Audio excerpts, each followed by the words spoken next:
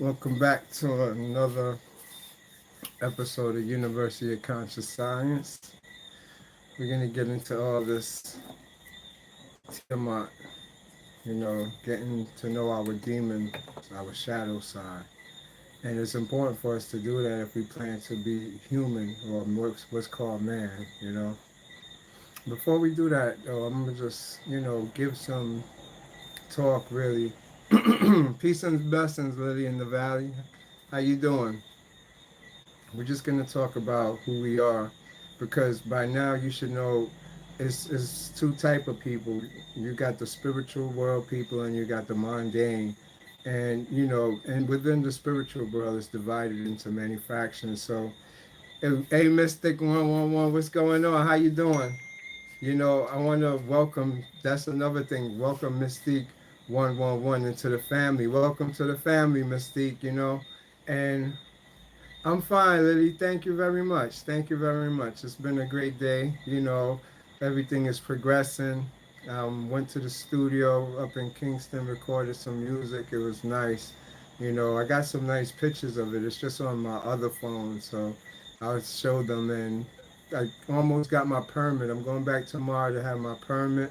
So we'll be soon having the crystals and everything available for everybody, and they'll be over in the U.S. So I'm getting my mining permit tomorrow. So, aside from that, now, like I said, thank you for asking too. I share everything with you. I don't hold no secrets. So we all one family, and that's what this is about. This one family that everybody who tuned in is actually trying to evolve to get their alchemy going. We are the alchemists of the world. And even if you're not alchemist right now, you're going to be by the time you finish with all these lessons. If you've been, watching them and listening to them, falling asleep with them, you get visits from me. You get actual upgrades. We connect not just in the physical world, we connect in the spiritual world. And so all of us, Mystique, she sent me a very deep message and I understand it. And that's what our connection is. Our connection is a soul connection, and it makes us go through some type of traumatizing experience. People think you're crazy, you lost it for a quick minute. Now, if you make it through that and you get back to your normal life, welcome to the family. And with it, you have this experience, and it's an all Kundalini biology book of something happened to you. You went to another place, you was compelled into a dark place facing some type of spirits and demons, and in it you learned yourself more. You saw yourself in the past, present. You saw yourself as animals, creatures. Saw yourself flying around. Different experiences that sometimes it don't be like something you do consciously or something that happens all the time. It's just something you experience once, and those experiences actually is what qualify you to be called, twice born, or you had saw the other world, what now is like the. Oh, thank you, God, Rael. God bless you. Thank you so much. And yes, Lily from the Valley, thank you too. And us being in this sphere together, and we're part of this one family. Each one of us is going to be slowly picked up, like the 144,000. And these experiences, if you could weather it and don't lose your mental state, don't go to no hospital saying that you seeing this and doing that, or telling too many people within your own family. It helps to make the process of alchemy good. What is actually occurring now is all of us that's sleeping and unconscious, even those that is, interested in this information, we get visits from these angelic beings, our higher selves awaken. And this is like a very traumatic experience for somebody new to this whole experience that I'm trying to teach you. What's going on, Zigzagzilla? God bless you. Kwawa. Quara El, I had to tune in. Tiamat is very connected to my heart. I existed in those primordial worlds. Yes, Quara El, definitely, definitely. And that's what I'm here to tell you about. The lessons of Tiamat. I was visited by her. It's a dragon. And I'll make sense of everything that I'm saying, but I just wanted to finish up what I was get into because we are part of this one royal family. And the royal family is the people that we are today, the indigos. These people are interested in this information. So on that note now, if you weather the experience and you're able to come back to this sphere, keep it to yourself, and it will save you a lot of people, not just looking down upon you, but trying to tell you what's wrong with you and your experiences. Because within the family unit, it's hard to function. Because when you have these traumatizing experiences, it actually teaches you that like your mother, your brother, your family is not who they seem to be, is not who they are. When you go to those other worlds, you see people as animals, creatures. You see an overlay over them like a ghost face. And somebody telling you this stuff might seem crazy, or you might experience people telling you this from the mental place, but it's actually true. They're actual spiritual healers that is connecting between the two worlds, and they don't understand it, and nobody explaining it to them. So they seem like they're crazy to somebody who's out of the loop. So now, once you understand this part of it, you become part of a spiritual family if you're able to weather it. I'm not saying it lasts forever. Some people go through it and it stops. It goes, come back. These is what's called Kundalini pops. If you read the Kundalini biology book I posted, it teaches you about pops. That's where you go through these mental differences in yourself, experiences. These pops occurs with where your environment is. It could be you set to pop, but you can't pop because you're not in the right environment. Sometimes the urban life don't give you what nature's prescribing for your popping. So being by the water, the beach, a lake, around trees, all different places, you were set to be at a certain place at a certain time. It could be a stars. These will give you these pops that actually start these activations. And trauma do it too. Forced Kundalini yoga do it too. So these experiences, when they happen, a lot of people remember them, and it becomes the greatest point in their life, and it seems so real.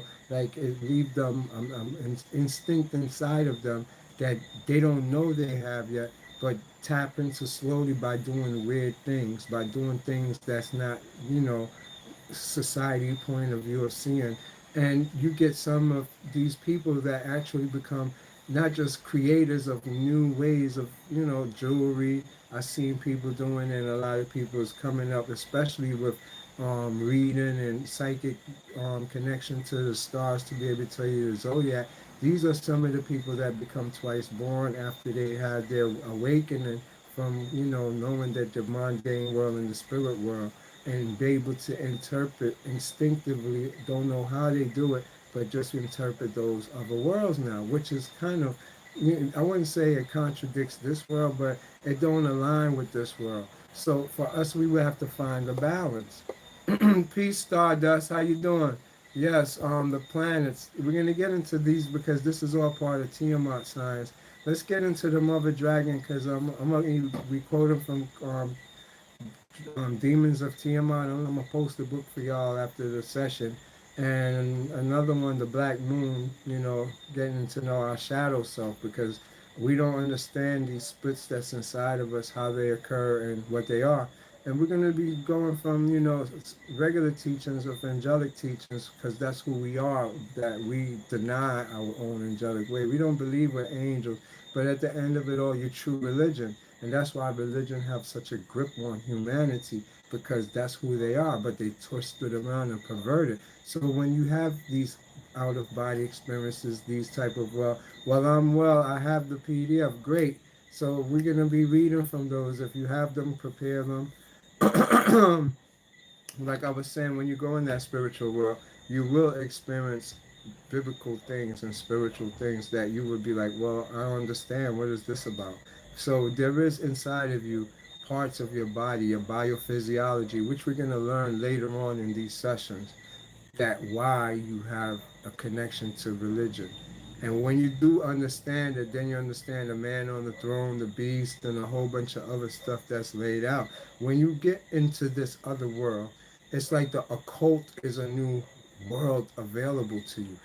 The occult itself, the word just means hidden. It's not actually something that is witchcraft, satanic, not in the aspect of the fields in the occult world.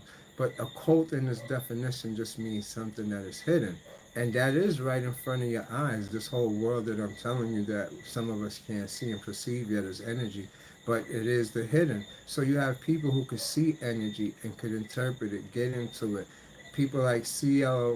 Leadbeater and Annie Bassett and Manly P. Hall, these people was able to look into a hydrogen atom, look into a beryllium atom and describe it to a T.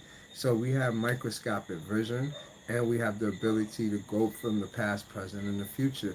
A person who did that, you got Rudolf Steiner, if you want to study Rudolf Steiner, that actually don't tell you about history from a perspective of reading books, but actually went there and seen what happened. And a lot of us do it, just like you see in psychic detectives. So we have these available to it. And here, coming here, listening to these, spending time with me is going to nurture these abilities. And it's like muscles. If you don't use them, they go away.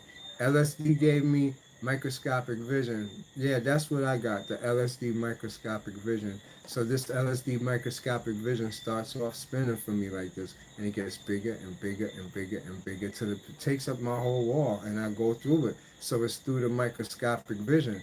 Now the microscopic vision, I studied it, is go back to West Africa, to the people of West Africa. They was actually from the time of what's called the Zulus, the Hottentot, and these people that they got it documented as Negritos, not the first black Niger niggers with the big nose and big lips. The second gens, the light skinned tall one with reflective skin, they say they had the microscopic vision. They used it for hunting, especially, and a few other things. So I got it documented in history books because the Europeans were studying them and how their lifestyle is, and it was different. So they're documented for having microscopic visions. Those was the hunters especially, and they could see into stars and all that. So they was documenting this from way back. So we do have it. LSD is just something that actually let all the burdens of who you think you are, all the programs lift off of you. When you seeing through the eyes of LSD, ayahuasca, or any hallucinogen, you're not seeing a hallucinogen. You're being lifted up all the veils, all the program you think you're seeing, what's in front of you. That's what's in front of you. But we don't see that because we look in our minds, and our minds show us what energy is going to be interpreted as from experiences. So it's like if I take you into another world, what you're going to see is only what you know in this world. Your mind cannot put nothing together.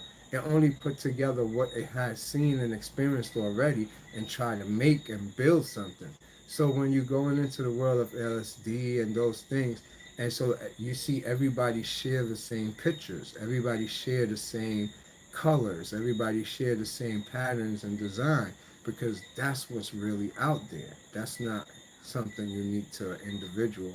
And so I want you to understand the process of any type of those hallucinogens is not the fact it's making you hallucinate.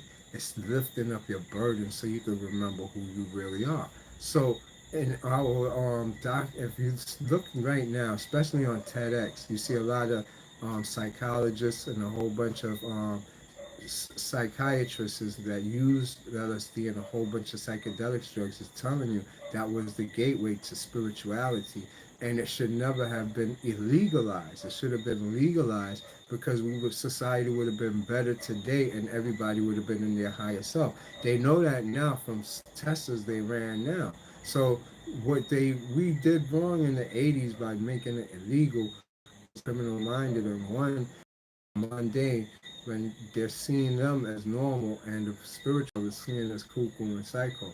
So it's like, but they're more trouble, and it's about peace and building the earth, while these people is about destruction and trouble.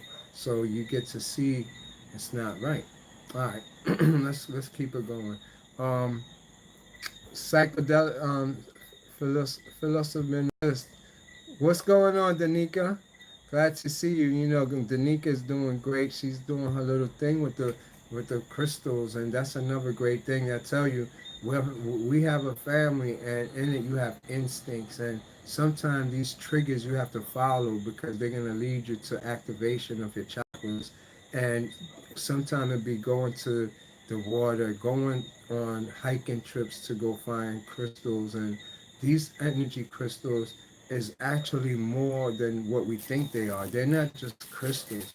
They actually are something that was governed here to actually unlock you, to open you up. You see, like the Egyptians, they had the crystal at the top of the pyramid. That's why all the crystals are taken away. Everything with really crystals is hidden. These things is activators for you to see your psychic side. Your psychic side is Tiamat. That's what we're going to get into by you knowing you have a psychic a side of you. When you see weird things, and everything you're going to see is more holographic. If you have good eyes, you will see there's a lens flare here, and this lens flare is about the density of this world. Do you understand? With where you're at in light, if you look at it on my nose, it's gone. You can't see it, but it's still there. But when I go on my cheek, you see it's darker, you see it more. So if you see this lens flare, it's that type of vision you're going to be looking at. And if you can't see it, like if I put it in the light on this side, you have to be able to close your eyes and sense energy. Energy is when you become a master. You don't need your eyes. It's like you've been following this energy so long, you can sense it anywhere. So then you sense spirit around you, you sense things around you. You have the ability to do that. But first, you have to go through all the stages from recognition visually to sensing energy, then sense energy without feeling, without anything. Just your consciousness could perceive it. You understand? And that's when you're on the highest level of it. You could go to different worlds. This has more in reference to do with when you leave your body and you travel in the astral body. Whoever you think you are is what you are. That's what you be. And if you be these things that you think you are, you can't get to where you're going. Because where you're going is more nirvana. It's a place of thoughtlessness. It brings you to what's there. If you think something, the universe reflects it back. It's what you think is what you perceive. That's called the law of observation. If you never saw it in the law of observation, they started observing subatomic particles and how it becomes, matter. It's enough of particles make up matter. And so they had it hit in a wall and it forms like a spray. Like when you spray something instead of one particle, it comes out spread out. So they used cameras now and started shooting individual particle through a slot. And they noticed the particle was randomly going places, but at when applied a wave to its sound, it actually spreads out. So they know now particles react with the wave. So now they try to put a camera there to actually record the particle going through the slit to hit the wall. And the particle, when it got in front of the camera, it stopped. It said, I'm not doing nothing. It stopped because it was being observed. And they realized the particle is not a ball that they shot out of a laser beam. The particle is alive. The particle have intelligence. And so not just only did the particle stop in front of the camera and just drop, it actually now played mind games with the observer. So if the observer thought it was going to go through the hole, it went through the hole. If the observer thought it wasn't going to go through the hole, it didn't go through the hole. So now it became whatever you perceive and you think is going to happen is going to happen. That's the subatomical particle, not actually doing its job what it's supposed to do, but it's playing with your mind. It's giving you what you think because it's not you're not supposed to observe whatever they're doing. And so once you do, like the first time I tell you when they put the camera on it, the particles stop moving. And so they started learning they had to leave the room. And whatever experiment they're doing, their thoughts had influence upon the experiment. It wasn't a natural experiment. So they come to the logical conclusion in quantum physics that it's your thoughts that create what you're going to see. You're only going to see what you expect to see. That's the bottom line. And so when you know this in the law of observation, when it comes to observing and seeing what you want to see, our Father, the higher worlds, you can't have thoughts. This is what's called thoughtlessness, staying in the moment. When you stay in the moment, you're not thinking. You're only handling what is applied to you at the present moment. Aside from that, you're good. You're not backbiting nobody. You're not thinking about scheming on this. You paid all your bills. Your shit is right. You're good. That way you now tap in. When you're in nirvana, no thought, this is what comes into you. You're in the silence, the void. And the void is constantly feeding you information to create this, to do this, to do that, to do this. And you learn.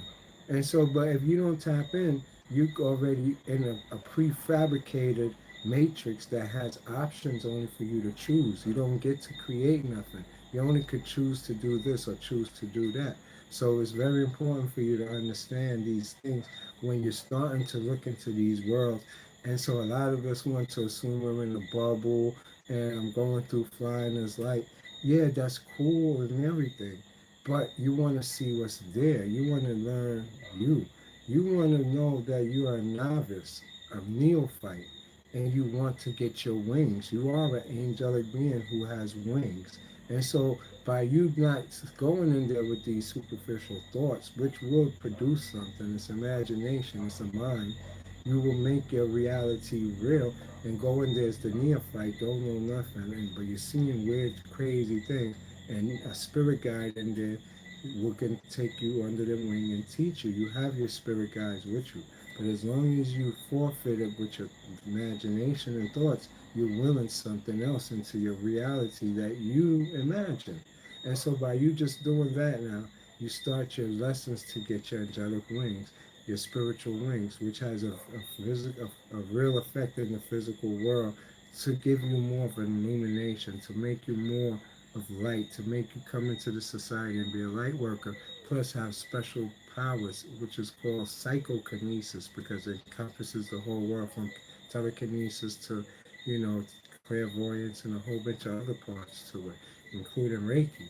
But these parts now is only afforded to you if you humble enough with the force, with the energy. The first energy come upon those, such as it did with um, my friend who was kind of going through a whole bunch to even where you able to sustain that energy just level one. And so it gives you a lot of, perception, a lot of thoughts to do this, to do that. You busy occupied. Well, if you do good with that and you can hold that, a level two come and you start getting powers, abilities, able to read people's mind. This is your basic empath that don't understand themselves. They're more to experiment with what they could do with their mind and not just run around predicting what's going to happen or tell this person about them or just read it. They have more psychic abilities. And we're going to get into that so you understand it. But I'm giving you the basics of what seems to be such a scary experience, what people call satanic, what's occult, what is the meaning of occult. That's what's offered to us that we don't know. Where you see people like John Deere did Enochian things, where you see our ancestors have all this spiritual stuff with angels and demons. And what is that about? Huh. Oh, that's called our psychology. That's biophysiology. You have to learn that. You still evolve. But as long as government don't tell you about this, it comes mental disease or just, right off for some more powers I have, some craziness. So that's where we're gonna start this little session off now.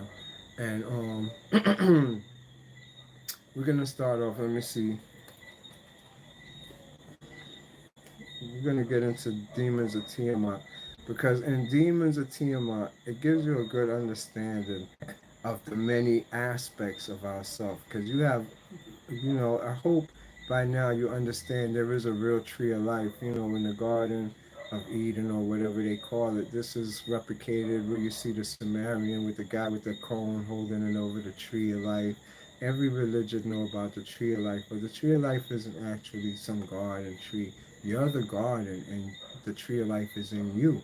With actually your spine, the vertebrae, the whole caduceus system being this tree of life, which attached to chakras, which attached to the occult world. And in Christianity, Catholicism, they call there the apocryphy. That's the hidden books. The word apocryphy means the same as occult, hidden. And it's the same as exoteric and esoteric. You have two worlds there. So once you cross the line, that's in masonry. You start off as a neophyte. You don't have no gifts, no powers. You don't know about it. But you don't move up in rank till you go through your Kundalini activation, till you have a psycho connection. then you move up in ranks because you get to see what's really going on. And we don't know about it because we write it off as, it's all fake, and none of this stuff is real. And that's how society pushes it on you. Once you believe that, you'll never be able to tap in. But this tree of life that we're talking about, I'm going to show you here the cover of Demons of Tiamat. That's what we're going to get into. You see that they're showing you the Sephiroth, the tree of life, with each part of it representing a different part of yourself, and you're here to try to learn these different parts, but you wouldn't be able to know them until you face yourself, the demons inside yourself. So it's in align with your shadow self. Your shadow self. Before I start going into this demons of Tiamat, I wanna first go into something else, which is your shadow self. It's very important to understand that there is a shadow you, and your shadow you is more in control than you are. Your shadows is connected to your ego, and your shadow is what you use when you use your imagination. Your shadow is what you use when you will things or do your magic. Your shadow do everything. You are your shadow. Your shadow is a part of your soul. And you see the shadow as a whole different being than yourself. Most of our trauma that we're seeing and experiencing is due to our shadow showing us something, and we can't actually connect with what it is. But we think it's something creepy or scary, but you do have a shadow that has more influence over you than you think. So, with that in mind, I'm gonna go from into the shadow into the demons so that you understand the shadow is actually you coming to terms with your repressed side. And while you coming to terms with your repressed side, you get to understand these things, they come out of you. They only could play you unless you don't until you know about them. Once you're conscious of them, then they have to get off you and you awaken to, oh shit, that's what was blocking me. Oh, that's what was happening. So I'm putting you on. So the shadow self will be our first lesson for you to understand your demons and how demons work, not just in you, but just demons in general. So let me get the book. I think it's not on this phone, so let me just check. I thought I was reading it just now. 1 minute. Nope. All right, so let me get the tablet up because I want to start off there. All right, and let me just hit the basics before I start because I'm not using no book to actually do anything more than to make you understand. All right, go to the basics of Tiamat. We know Tiamat is from Sumerian, Chaldean, Anunnaki's actual cosmology. This is about the planetary body that once was a planet between, Mars and what is it, Jupiter or whatever, that became our asteroid belt. Well, Tiamat has many tales to it. I give you the general story so that you know the basics of Tiamat. Tiamat is at the planetary body in Chaldean, Sumerian tale was a planet that got blown up.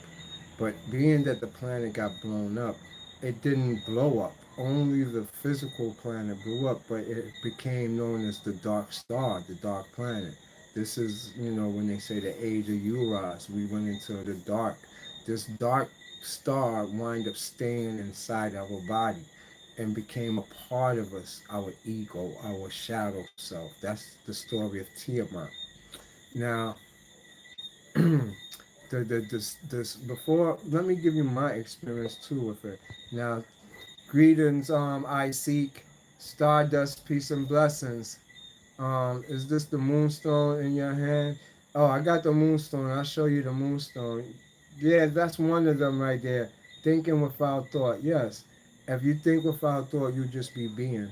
For anyone, for anyone here wanting to learn shadow work science, look up Kenneth Grant. He was a student of Crowley. Yes, that's who we're gonna get into, Quara L. Kenneth Grant is the best. And if you do want to know the shadow in detail, yes, he's right. Study Kenneth Grant, and that's who's gonna one of the books we're gonna get into. And he's 100% accurate. found a lot of things that I was going through in Kenneth Grant's work that it actually aligns. So I would say out of anybody that's as much knowing us as far as you could say Bobby Hammett, Kenneth Grant is the truth, man. Yes, he is. So I love him. We're gonna get into him too. So my experience with the Tiamat, I'm explaining it to you now because you get to understand this dark shadow, the dark moon. That's what it's called, the dark moon, and it's still inside of you, and it's inside woman mostly. It's our feminine principal side in man, and also now it's our psychic abilities that we have. So that's really all still Tiamat. Now, Tiamat in the basic science now of what we see it as, Tiamat was supposed to have been the first dragon that was in the waters. This is Sumerian account now. You know, you had Leviathan was the male and Tiamat the female. And so Leviathan, I think Tiamat created the Titans. And from that, she revolted against Leviathan, who actually killed off the Titans and all this stuff. And Tiamat revolted against him, and she got killed with the Titans. So that's the Sumerian account of Tiamat. But Tiamat now, and and Cyrus account. Cyrus Tiamat exists in Cyrus in stories too now with the Draconians. Because Draco made Cyrus. Cyrus and Draco got into a war. The war between no, it wasn't Cyrus and Draco. Draco and Pleiades got into a war because when Draco first came into existence, Draco made Cyrus. Cyrus was supposed to terraform the earth. This is where Anu and Enki and Enlil and Nigasaki and all them is from now. But this is still in the spiritual sense, is in coming to the physical. This is how they terraform the ethereal body, the ethereal everything, not the physical. Just like with Adam and Eve, it wasn't physical till they say Adam and Eve put on animal skins. Animal skins was when they turned human flesh. You understand? Aside from that, the whole story is in the astral world. It's an astral story. So now, when you're talking about it in the account with this, who would this be? I would say it's more Hopi Indian. This is Hopi Indian than actually to say Sumerian, which is Draco made Sophis Cyrus, and Cyrus, you know, made about Pleiades. This is your animals. We're talking how the animals came into being, not human beings. Your dog, your dolphins, your cats. These is how they came, and this is their story. You understand? Which you have their genetics. You share that world. You have an astral body with animals. Animals and you's connected. So when you get the Sumerian stories, you're with them in a sphere until your consciousness get out of that sphere. You share that with them. You go to that world. Energy can be destroyed. Energy is always here. So they was never left. They're still there. Everything is still there on a different frequency. That frequency is part of the 10 Sephiroth that vibrate at different frequency. You do ums and ra like a to get to different frequencies to be in these different spheres of the Chikan, Bina, all the different places. So these is all connected to your chakras. So you got to understand those things. So now Tiamat in that story was a war that took place between Pleiades and Cyrus. You had the king of Cyrus. His name was what was his name? You had the and no Pleiades. I know king was Alalu. Al or Alalu. It was against the king of Cyrus. This king was called Kanu. He would look like the wolf. It was the wolf. You know, Cyrus got the ibis look, the set look. Or they only made dogs. That's where you get your cannabis, all that ibis word. Cyrus. You understand? They're the dog star. So now everything that they was making, they made it with Pleiades, and from them you get the cat, Basset, and all these different other animals, the dolphins. All these start coming into being now, and they start this terraforming. But these is a war going on between Cyrus and Pleiades.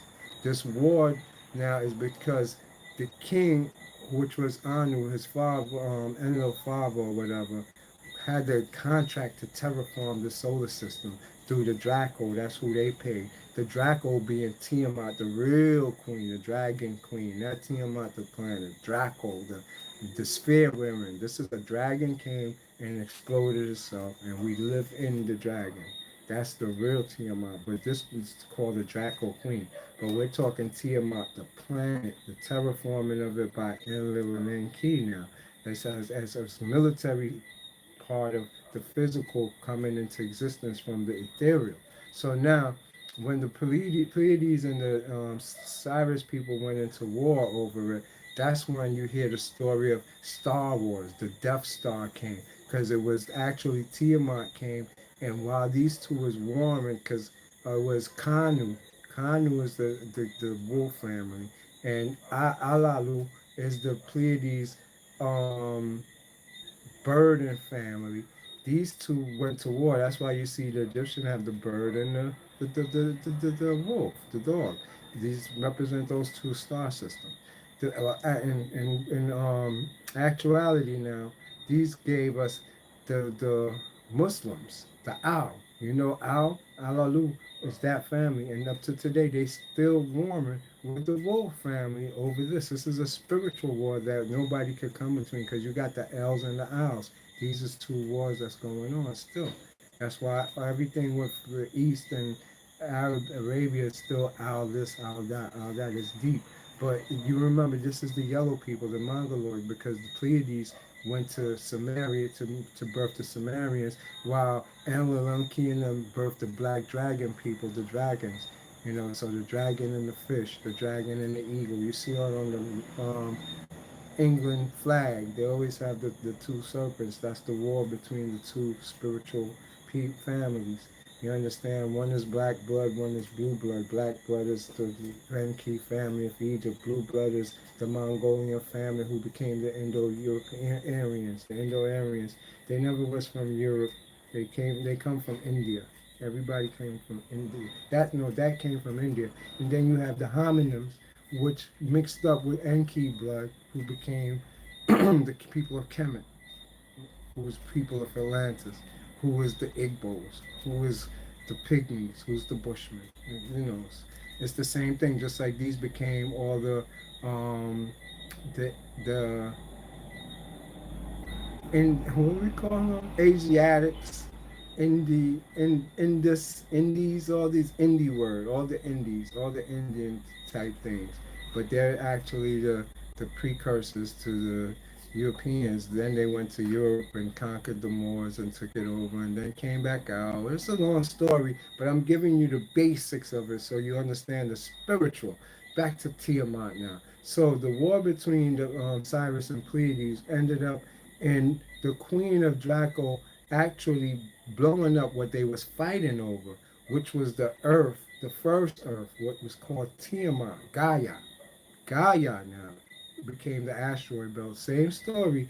Gaia was an actual gambling Las Vegas. It wasn't like how they say the Earth wasn't no place like that then. When they blew it up the first time, it was more like a gambling casino and a prison holding place. That's why it was all the worst people came to this dimension to make it how it is. So this is the story of the Hopi story, and the one y'all know is the Sumerian story that um, Zachariah Stitchian translated, but he didn't translate it right. He translated for the Egyptology Society. You know, that's who he worked for.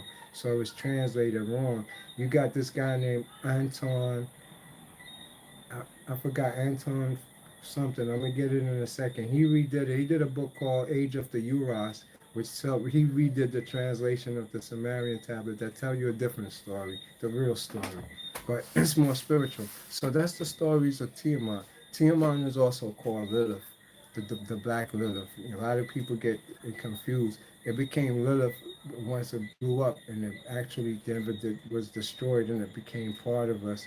And this will start the story into the dark moon, the dark side of the moon.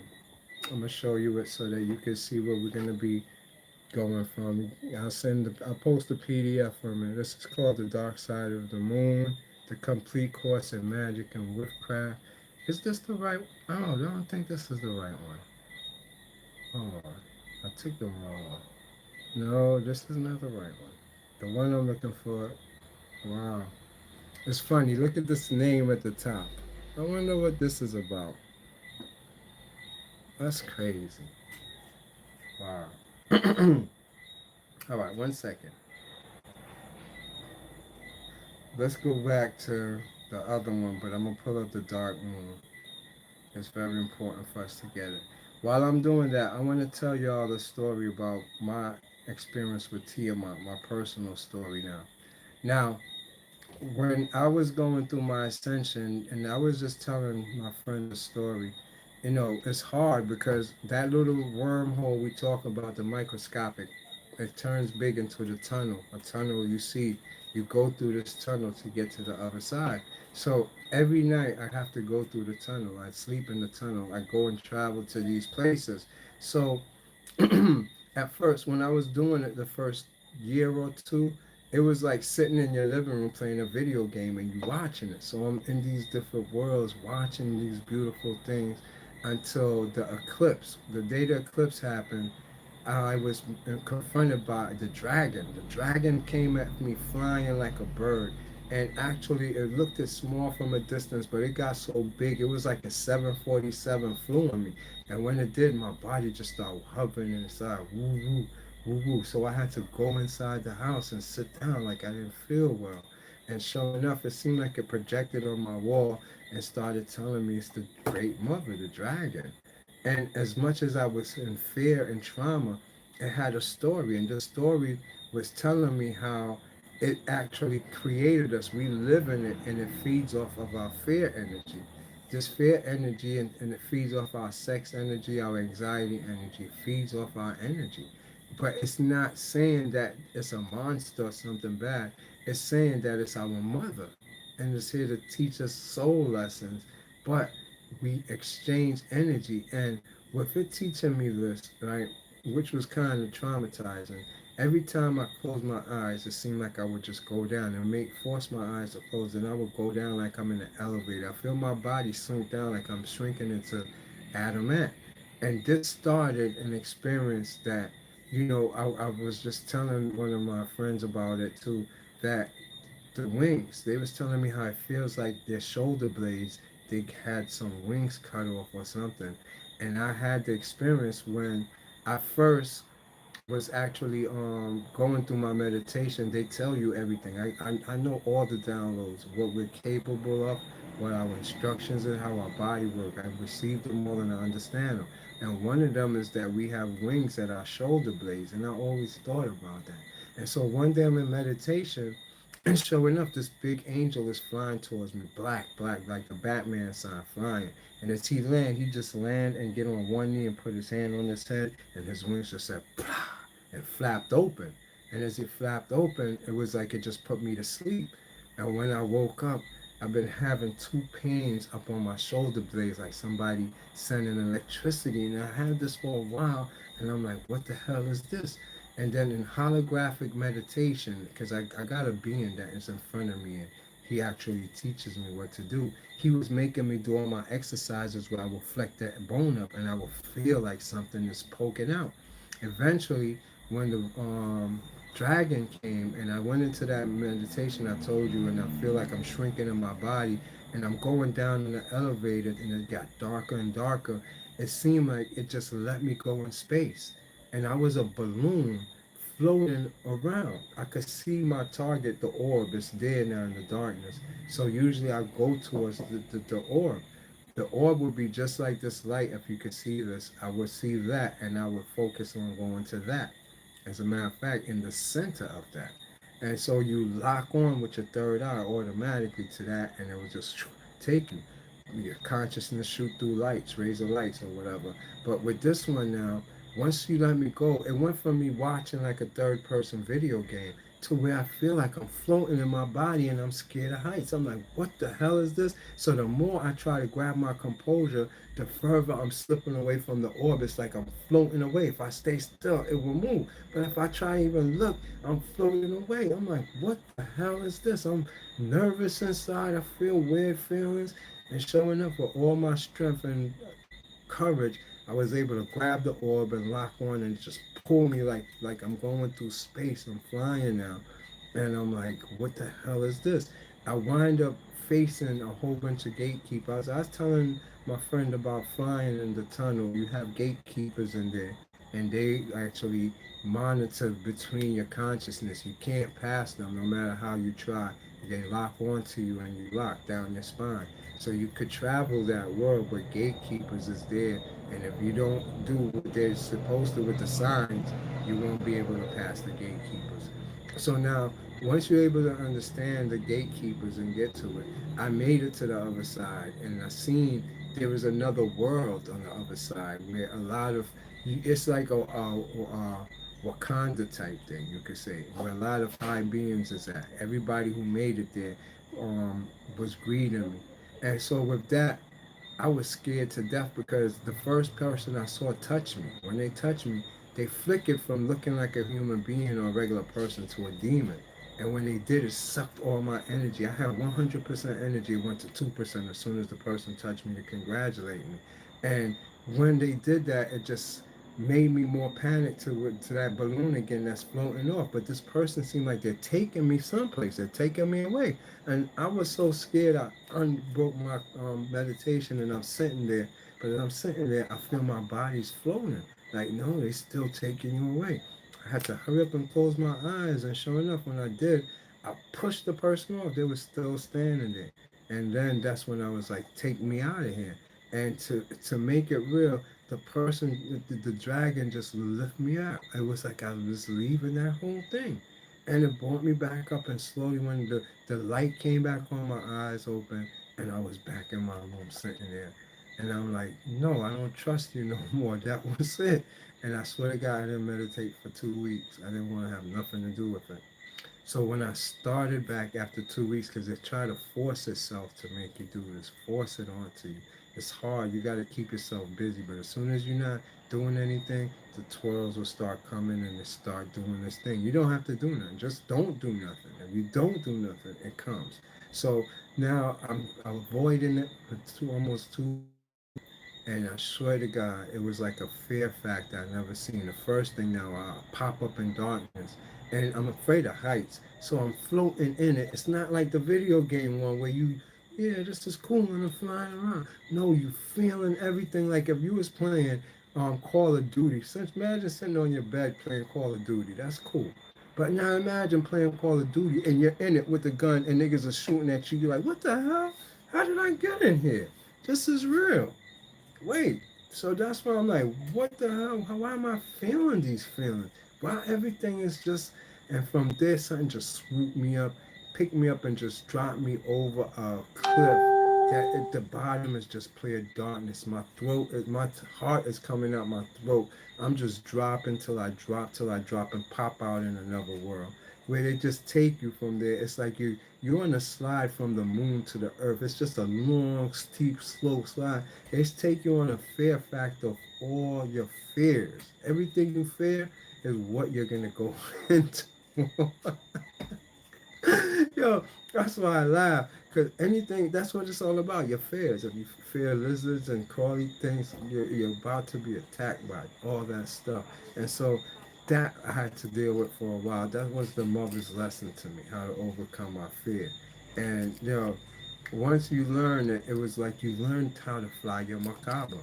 So eventually now, when I learned, when she let me go, and I was floating, I realized I wasn't floating, floating. It was more like this.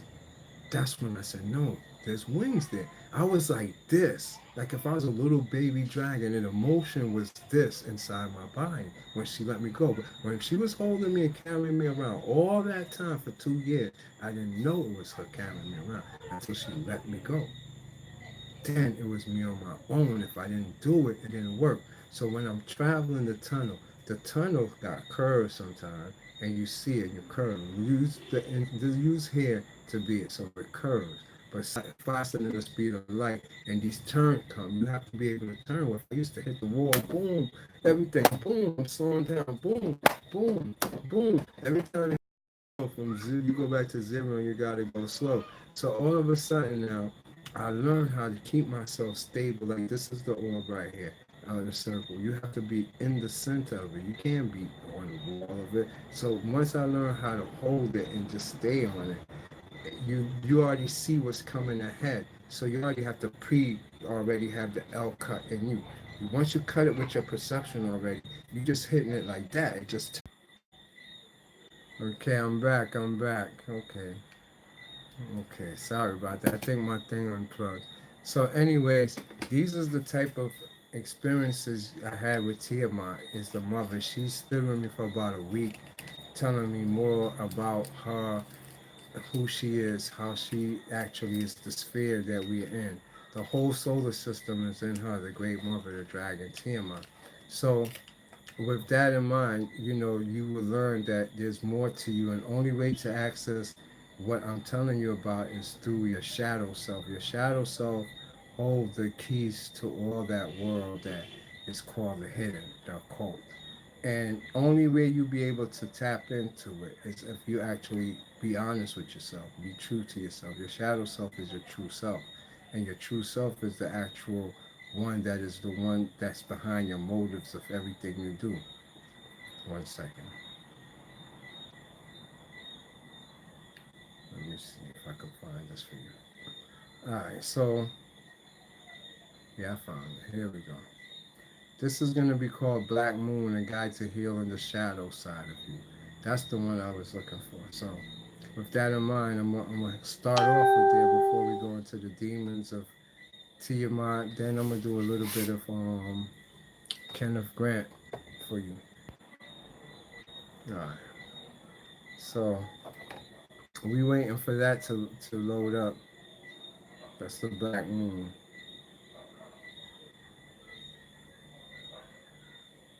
But Kevin Grant himself, Kenneth Grant, that's what I'm saying. He got some wonderful books. Like there's another one I'm reading right now, and I would recommend is this one called the Beyond the Marv Zone. It's explained. He's more into what I'm into, which is draconian science. Draconian science is the first of everything that was actually being documented. You got draconian, then came typhonian, then we know the Ra or Set thing. These is dynasties that was in Kemet, but we talking about the history of it, which came first, which came second, with Draconian coming first. So the science of it is more pure, it's more true, it was real.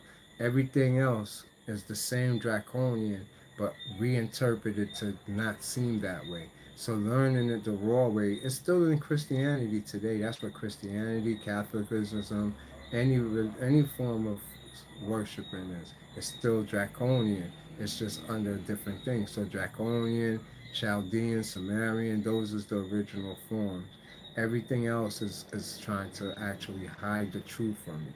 So, we're gonna do this slowly, it's no rush. And I got the thing up now, the Black Moon. If you want to get it, this is the cover of it, so you see what I was talking about. This the one we're gonna start off with. This is called The Astrology of the Black Moon, a guide to healing the shadow side. Alright? So, this would give you a good example without being too creepy and scary what the shadow is. And a little introduction to Tiamat. The astrology of the black moon. Yeah, that's it. There you go, Star. I only do the best things. I don't play them games. We only speak the truth and we work from the truth. So from the introduction, it says, plagued by paradox, my efforts to bring the astrology of the black moon to light twist my mind inside out. As a result, this book has died and been reborn countless times. A book charting the cycles of transpersonal death and rebirth probably could not be written any other way. It has been a long, hard journey with this dark goddess, but it's an inevitable happening when we walk through darkness. I emerge from it with the gift of clearer understanding. So that's why you have to face your shadow self for more clearer understanding. And if you don't think you got one, this book is going to help you. I don't have all the answers. I just know. I know it just know. So this is what I bring to your attention so you can understand what I'm trying to say. Okay. Although from the beginning I could really discern the nature of the black moon, there was always one question that haunted me. What exactly is the black moon? Is it there, but is it not, or is it not there? The astrologer effect are tangible, but there is no corresponding physical planet in space. The early esoteric writings of Ivory Goldstein Jacobs describe the black moon as a etheric second moon. Others speculate that it affects us under another dimension. But one day I was enlightened. The planet is not there now, but it was there in the past. I believe that the black moon is the energetic remains of a shattered planet that is now known as the asteroid belt. As it happens, the one planet in our solar system that is no longer actually a planet could be the most powerful of them all. This is because it's unconscious, and anything that remains unknown or hidden by its very nature holds power. The black moon, let me explain that to you what she just said. That's very important. That the unconscious hold the most power. Trust me, let's take me. Let's say if I was a high sage that had power, like a king or anybody from the Illuminati. Their fear is not of another person who's one of them having high power. Their fear is of an unconscious person who have no power. The unconscious person who have no power has more power than the person who has power because the unconscious don't know how powerful he is yet. So his power is always greater. He's the real teacher. He's the real one to come. Just to let you know that. We'll get into that teaching too. Remind me. I have to put y'all onto that. This is because it is unconscious, and anything that is unknown or hidden is by nature holds power. The black moon encapsulates what Carl Jung called our shadow side. It represents the unconscious part of the psyche that drives many of our choices and actions. Our lack of awareness of it keeps us trapped in cycles of self-defeating behavior. Now, you see when it says cycles of self-defeating behavior, by you not knowing your shadow side, you don't see the gatekeeper. So you keep repeating something and don't know you're repeating it because it looks different, but it could be the same thing. Hope you understand that. Okay. This transit of the black moon are called a Pluto transit come played into the month. These are dramatic and empowering because they bring the issue of shadow side into the light where they can be understood and transcended. When you bring what is unconscious into conscious awareness, we are overcome by the cycle. We can transcend the shadow. You get that? The black moon is complicated. There are two sides to her. She has both a dark side and a light side. This is the most misunderstood aspect of the black moon because most astrologers believe that the effects are purely negative. On the surface, the effects seem negative, but when looked at deeper, we see that there was a positive outcome in play, a plan for reassistance. Strife followed by reward is the black moon's motto. You hear that? Strife followed by reward. She embodies the cycle of death and rebirth, and her transits follow suit. As the transit in Black Moon approaches a planet, she takes us down into the underworld for a face to face encounter with the truth of ourselves. When she makes the exact contact with a planet and then begins to move off, we are reborn, a transmutation from our former self to a new vision of our self occurrence. So you see, a lot of us is going through these transformation by going through trauma, new experiences, broken relationships, self-realizations. All these is the black moon making this transit through our life, which is not just awakening you, it's making you remember. It's one step closer to you being your angelic self. Each one is breaking your dreams, breaking your hopes, breaking your beliefs, so you could become back your whole self. See what is really there. Okay. Without a doubt, the revolutions of the black moon take us into the far reaches of our shadow side in order to bring them into light. Once we do that, we are able to tap the power that is contained there. And you see, there is power hidden inside of us. That said, tapping directly into a primal source of power and energy is a dangerous thing and can cause chaos for anyone. Many of my clients have changed their lives in striking an unexpected way after learning about their black moon. Potent archetype energy is contained in the shadow side, and even the gentlest tap of it can unleash a torrent of events. You hear it says events. These events is what's important to you because We actually don't think by meditating, by us looking into ourselves, changes the experiences we're going to have on this earth. I'm telling you, it does. It does. And that's how you make changes. If you were trying to change it, you don't change your friend, you don't change people, you change yourself by going within yourself, and everything else change around you. In many cases, when the shadow side is revealed, feelings about our lives that has been building just under the surface are freed, enabling us to address them. The astrologer of the black moon is perfectly timed to such scenarios. Since the black moon brings what previously unconscious into awareness, the effects of this may um, necessitate consultation with a counselor, coach, guide, or professional practitioner. Actually, the astrology of the black moon is very well suited to psychotherapy. Regardless, the time has come for us to face forward and go beyond the shadow. It is time to recognize for what it is and embrace it so that we can regain the personal power that is trapped there. The reader will have to notice how that's good enough from right there. You understand what's going on. Now, real quick, I'm gonna read the first verse. That was just the introduction, so I'm gonna just read real quick a little bit of the beginning, so you get more than just the book. You get to understand yourself. That's what this is about. We start but it's gonna be fun because you learn about demons and spirit angels. This is the real ones. You don't need a movie. This is the best movie in the world to learn about your spiritual self. They give you the ability to do just about anything. When starlight aligns in just the right way, our shadows come to life, plaguing us naked into the depths of the underworld. The descent strips us of our illusion until finally we are born again new, rising from the underworld like the phoenix, shooting straight from the light of day, holding the promise of a new beginning. If you remember, Ishtar was sent into the underworld to go retrieve her husband. You remember? And that's the first person to go onto the underworld, which is Venus. Ishtar is the planet Venus. So all the gods from the Sumerian is stars, is planets, except for Enlil and Enki and Anu. Those is not stars, they're not planets, they're just consciousness and powers.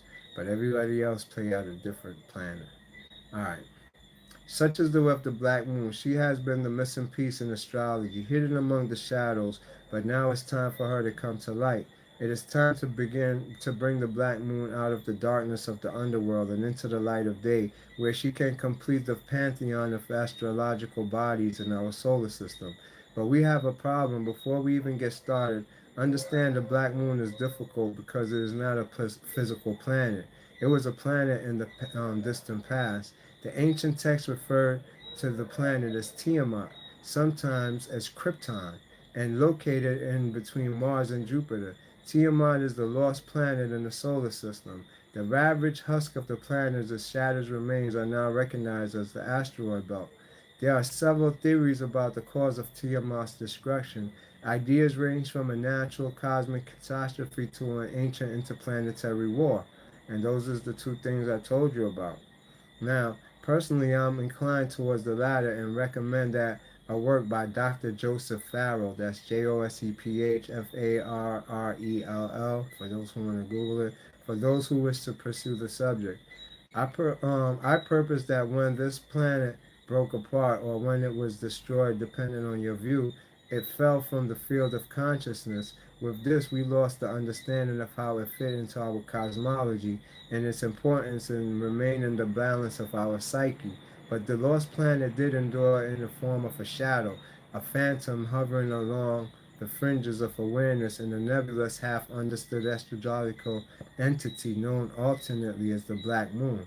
The Black Moon is also called Lilith. Lilith, or the Dark Moon, and the Dark Moon Lilith.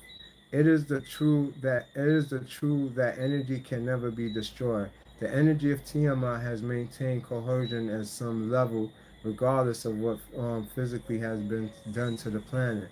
This book suggests that the electromagnetic, gravitational, and harmonic energy field of Tiamat survived the planet's destruction and remain in effects today as the astrological black moon. Just like all astrological body, this stellar force profoundly affects our lives. Even though it is merely the energetic vestige of our former planet, It should not be assumed that the black moon is not astrologically viable or somehow less potent.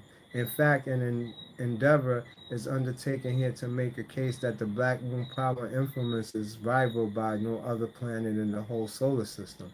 So they're saying that the black moon is the most powerful. The ancient texts also directly refer to Tiamat as the mother. So you see it right there when I said she's the mother, Tiamat is the mother. I'm not making that up.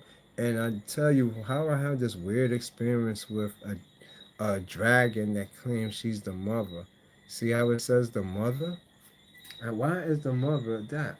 So these is actual things that you tap into. It's not going to be written in a book. The truth is never in a book. The truth is written inside yourself. Only you could decipher the truth. But the truth is something you feel, it's not something you know. The truth is abstract. The truth is not solid. The truth is the same like this little, lens flare. And if you can't see the truth in an abstract way, then you can't tell the truth. It's a scale that has to be balanced, a two-sided coin that you have to know it's two sides. You can't say it's this or that. That's what it means. Okay, on that note now, the experience is quite difficult for us. The transit of the black moon hits us at a very deep unconscious level. We react to it from a core level of fear that is housed in our shadow side. I hate the shadow side. Imagine, when you get that fear and you have to, when the black moon is so real in the shadow side. Let me put it on. Like, you ever get somebody go, boom, right? And you jump. But what happens? Do it in slow motion and you see that heart jumps and it snatches it into something. I hate that thing that it snatches into. That's why when somebody make me have fear, I get angry. The more I fear something, the more I'm gonna fuck it up. The more I'm gonna hurt it. If you make me fear you, scared of you, I'm gonna hurt you more. More and more I'm scared, the more I'm gonna fuck you up. Excuse my language. But I have to be truthful with you because we shouldn't have fear. And I do want you to interpret fear as courage now and make you do something about it. Don't just allow yourself to wallow in fear. Use fear as anger. Make it into an action instead of, oh, help me. Alright. Our shadow side rears up when the black moon transit, and anything from an episode of depression to an existentially soul crisis or psychological breakdown to a dramatic life change. And a lot of us go through this. It says this can happen when the black moon begins to come into effect. Over time, or our reaction to the transit is quickly and less than discretionary because we are operating from our unconscious motives. The level of takedown varies widely but can generally be determined based on the house and sign placement as well as contribution aspects, specifically conjunctions and opposites. When we have fallen as far as we are going to go, we encounter the nurturing mother. See, that's the thing. We have to fall first for us to encounter her. This happens when the transit black moon makes the exact conjunction or opposition to a planet. We feel like we are starting over, being rebirthed, but we are better than we are before. We are not only strong and wiser, we are cleansed. The transit cycle of the black moon purges the emotional and physical restrictions or limitations that are blocking our way, clearing the fields for new opportunities and experiences through resistance. Now, real quick, it's only right that I do the Dark Feminine. I was going to move on to the Demons of Tiamat, but there is a section called the Dark Feminine up here, and maybe we need that because this Dark Feminine is, like I said, it's a balance of our feminine energy, man. It's not something that is just, equivalent to just woman or exclusive to her.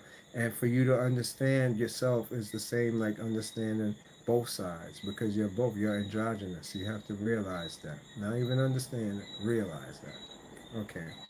We can see why the black moon has been so hard to recognize and understood. First, as stated above, it has been called by many names: the black moon, the dark moon, the black moon of Lilith, the dark moon, the astrology body discussed here is not the asteroid known as the black moon Lilith.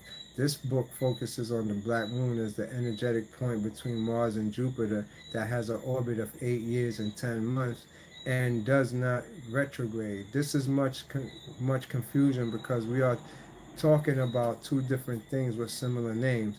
For reference, the black moon discusses her entered Taurus on December 11th. December 16, 2011. The black moon has also been misunderstood because it is seen as a purely malefic and dark astrological symbol.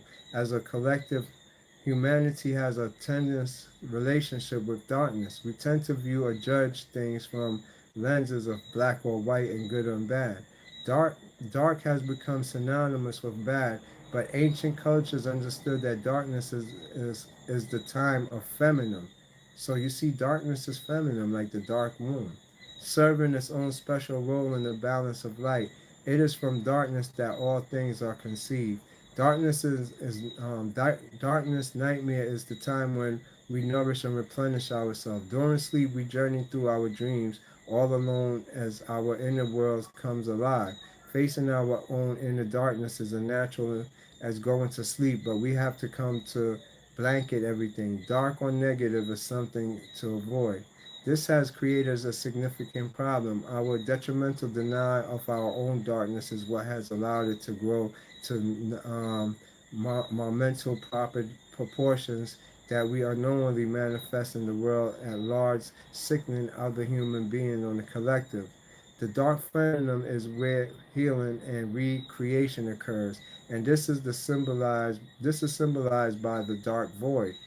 You know, the void is your soul, and you got to realize, if you don't know the abyss, that's who your soul is. Abyssania, abyss, all of those is the same. You come from the soul, the one soul. It says the remains of Tiamat then remains astrologically influenced as the black moon.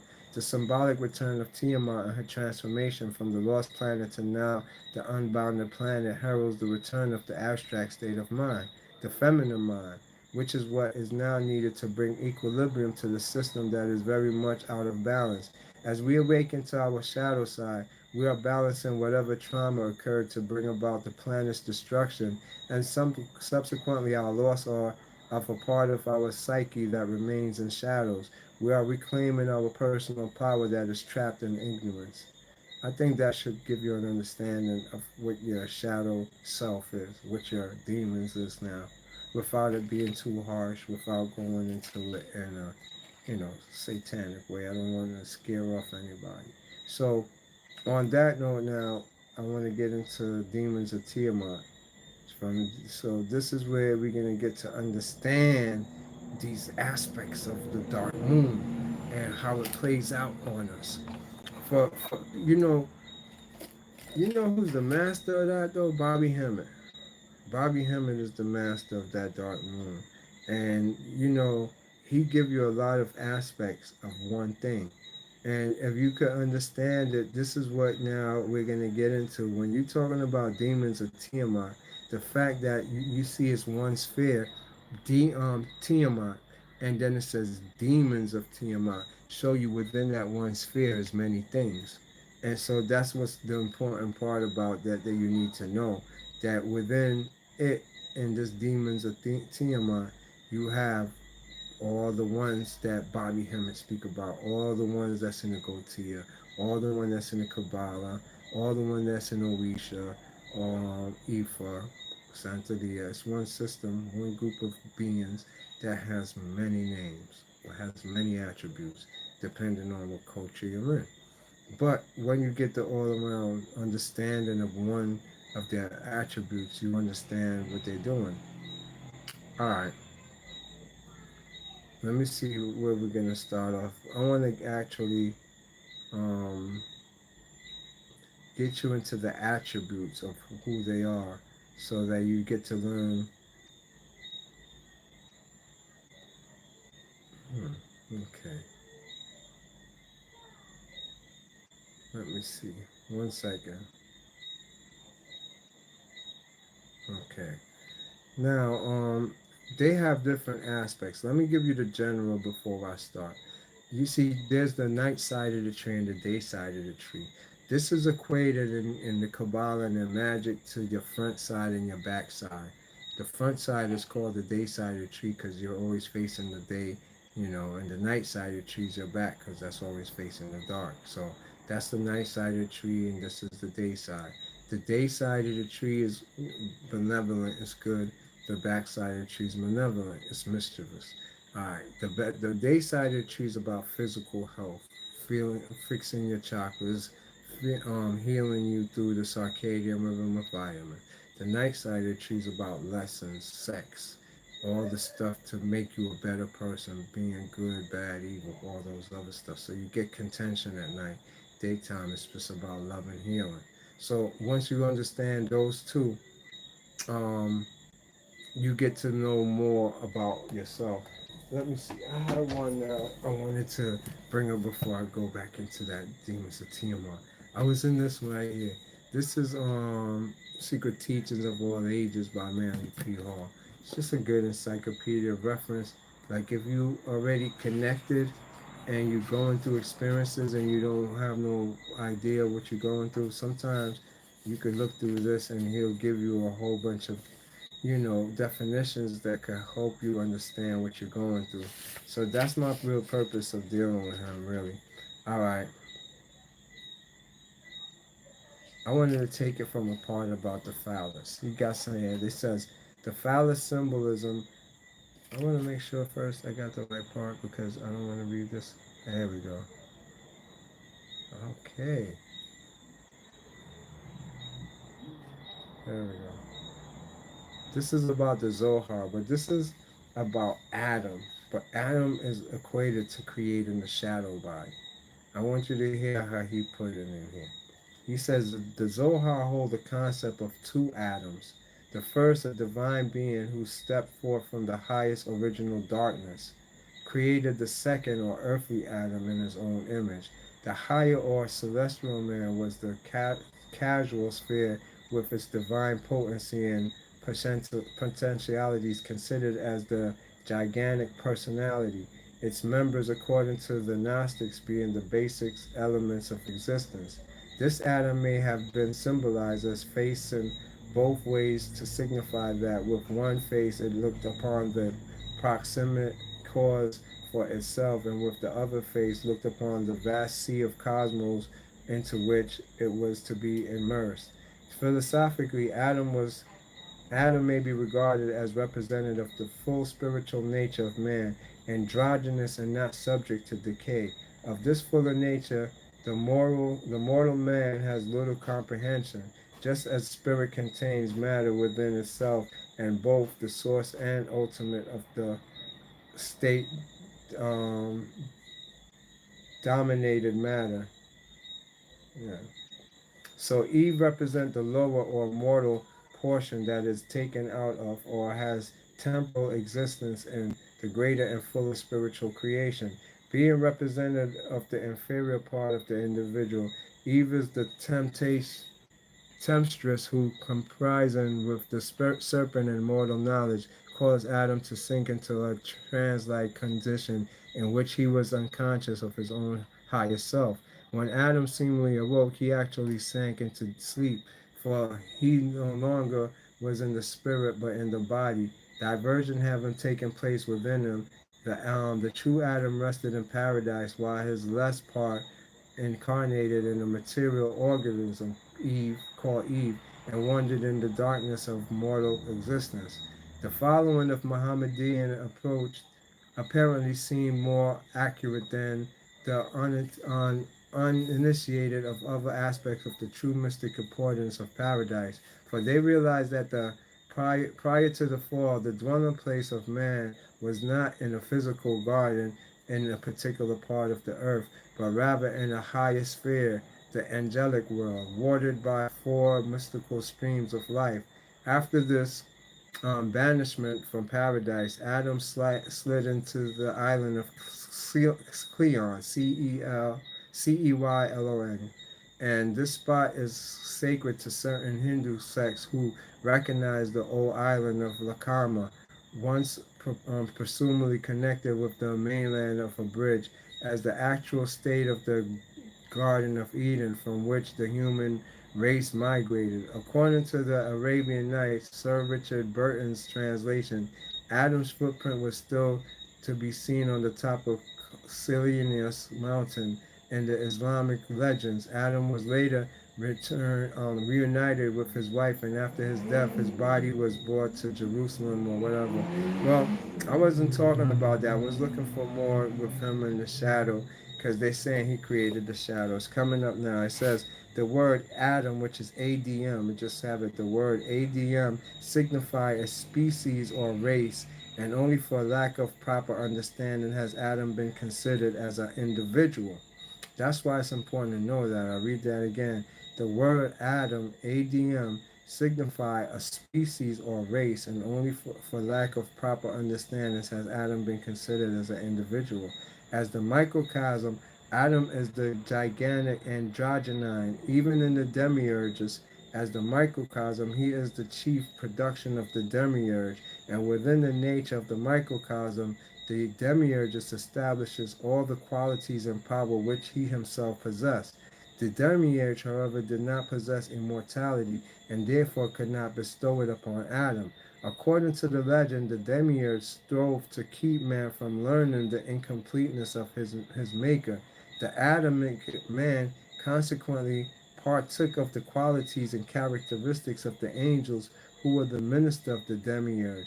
It was affirmed by the Gnostic Christians that the redemption of humanity was assured through the descent of Nous, universal mind, who was a great spiritual being superior to the demiurge, and who, entering into the constitution of man, conferred conscious immortality upon the demiurge's fabrications.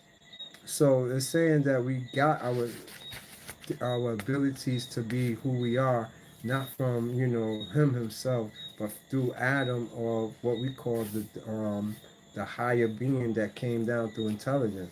All right, it goes on to say, this is the part about the shadow that I wanted you to hear. It says, in the mysteries, Adam is accredited with having the particular power of spiritual regeneration. So that's alchemy. Instead of reproducing his kind in the physical generative process, he caused to issue from himself, or more correctly, to be reflected upon substance, a shadow of himself. This shadow he then ensouled, and it became a living creature. So that's what it says right here. This is in this book. That's why I wanted to show you that there is a shadow, and it is based upon something religious with Adam, but it's in the Jewish mysticism books. And I'll read it again. He caused to issue from himself, or more correctly, to reflect upon substance, a shadow of himself. This shadow has then ensouled, and it became a living creature. These shadows, however, remain only as long as the original figure of which they are the reflection endures. For, for with the removal of the original, the host of likeness vanished with it. Herein is the key to all allegorical creation of Eve out of the side of Adam. So Eve is supposed to be the shadow. Now, if you understand this, when we get into Kenneth Grant, he calls the woman the shadow. He says she's the shadow. And that's what the shadow now is going to lead into the yoni energy, and how everything is from the shadow created to be with this God energy, the psychic energy. So, this going to tie into Kenneth Grant books right here. I'm putting you on. So, anyway, this is now saying that representative of, what was it? Eve out of the side of Adam, for Adam representative of the idea of pattern, is reflected in the material universe as a multitude of in-soul images which collectively are designated as Eve. So Eve is not one person or woman. It's actually everything that's created in the physical world is called Eve. He says, according to another theory, the division of the sexes took place in the archetypal sphere. So this is not in the physical sphere. Again, he says, according to another theory, the division of sexes took place in the archetypal sphere. Hence, the shadow in the lower world were divided into two classes, consistent with the orders established in the archetype. In the appropriate incomprehensible attraction of one sex for the other, Plato recognizes a cosmic urge to reunion of several halves of the archetypal being. Now, this is where you get your twin flame from. It says exactly what is it to be inferred by the division of the sexes, as symbolically described in the Genesis as a much debated question, that man was primarily androgynous, is quite universally concealed. You hear that? Man is androgynous. And it is a reasonable presumption that he will ultimately regain this bisexual state. Hear a lot of bisexuals popping up. Makes sense. As to the manner in which this will be accomplished, two opinions are advanced. One school in which this will be accomplished, one school of thought affirms that the human soul was actually divided into two parts, male and female, and man remains as an imperfect creature until those parts are reunited through the emotions which man calls love. From this concept has grown the much abused doctrine of soulmates who must quest through the ages until the complementary part of each other several souls is discovered. The modern concept of marriage is a certain degree founded upon this same ideal. So now you get to see where twin flame, soulmate, all of this comes from the same shadow self, the shadow self and your soul being divided into two. So um, I just wanted you to understand that part. All right. Okay. All right. So let's get into this demons of Tiamat now, because all right, in demons of Tiamat, why I chose that is because they give you an idea of what the different spirits are, and when you understand the different attributes of the spirits, you understand yourself and who you are in reference to what you're going through at different points. So I'm not gonna go to any specific chapter because, like I said, the knowledge of it is good. But I'm gonna read from the Elements plane. It said, although the tree of life came to us through the Jewish mysticism, the origin of the Kabbalah really lies in Neoplatonism. Neoplatonism was a development of Plato's ideas about the nature of the universe. Lost my page. Yeah, fast. One second. You know, I lost the page I was on that fast.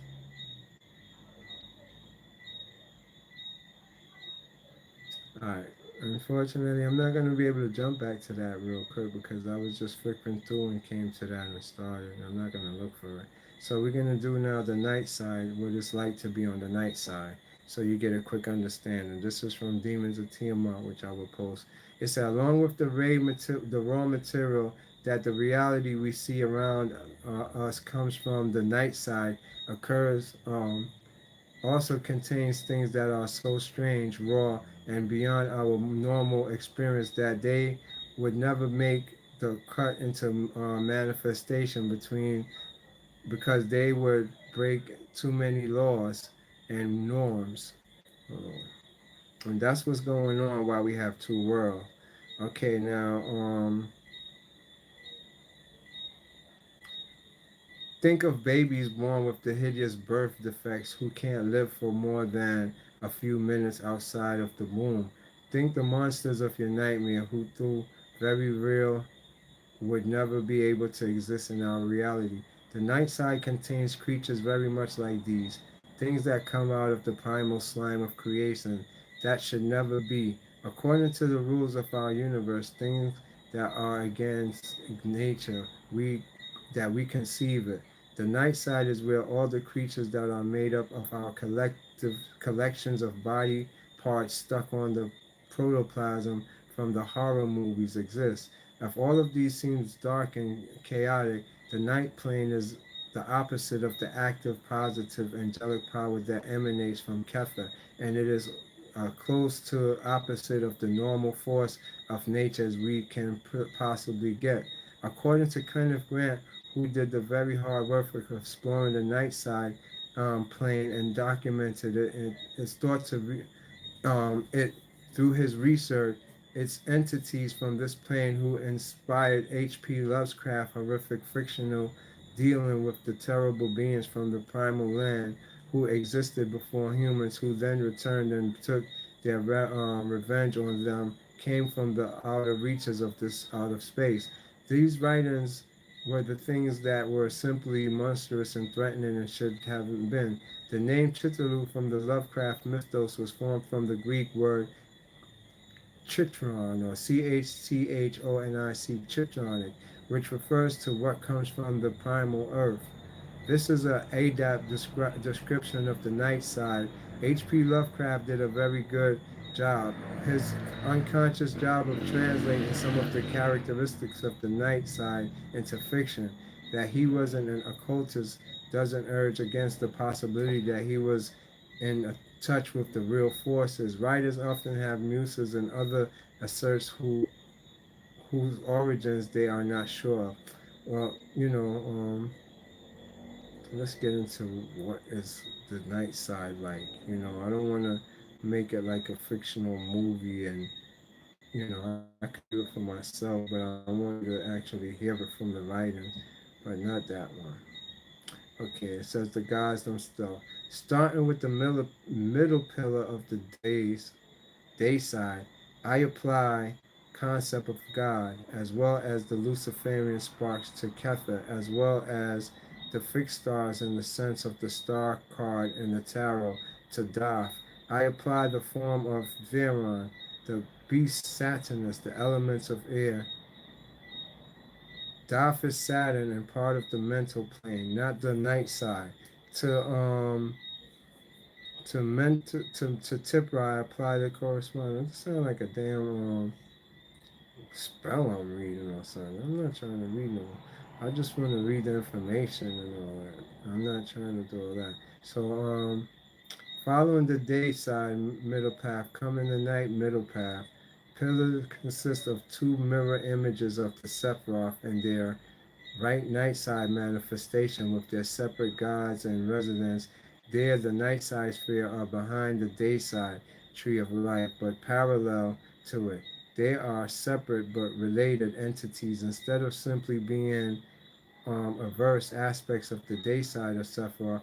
I refer to the gods who live on the night side either as the night side version of the day side gods, such as the night side beast, the night side Babylon, or the anti version of the same.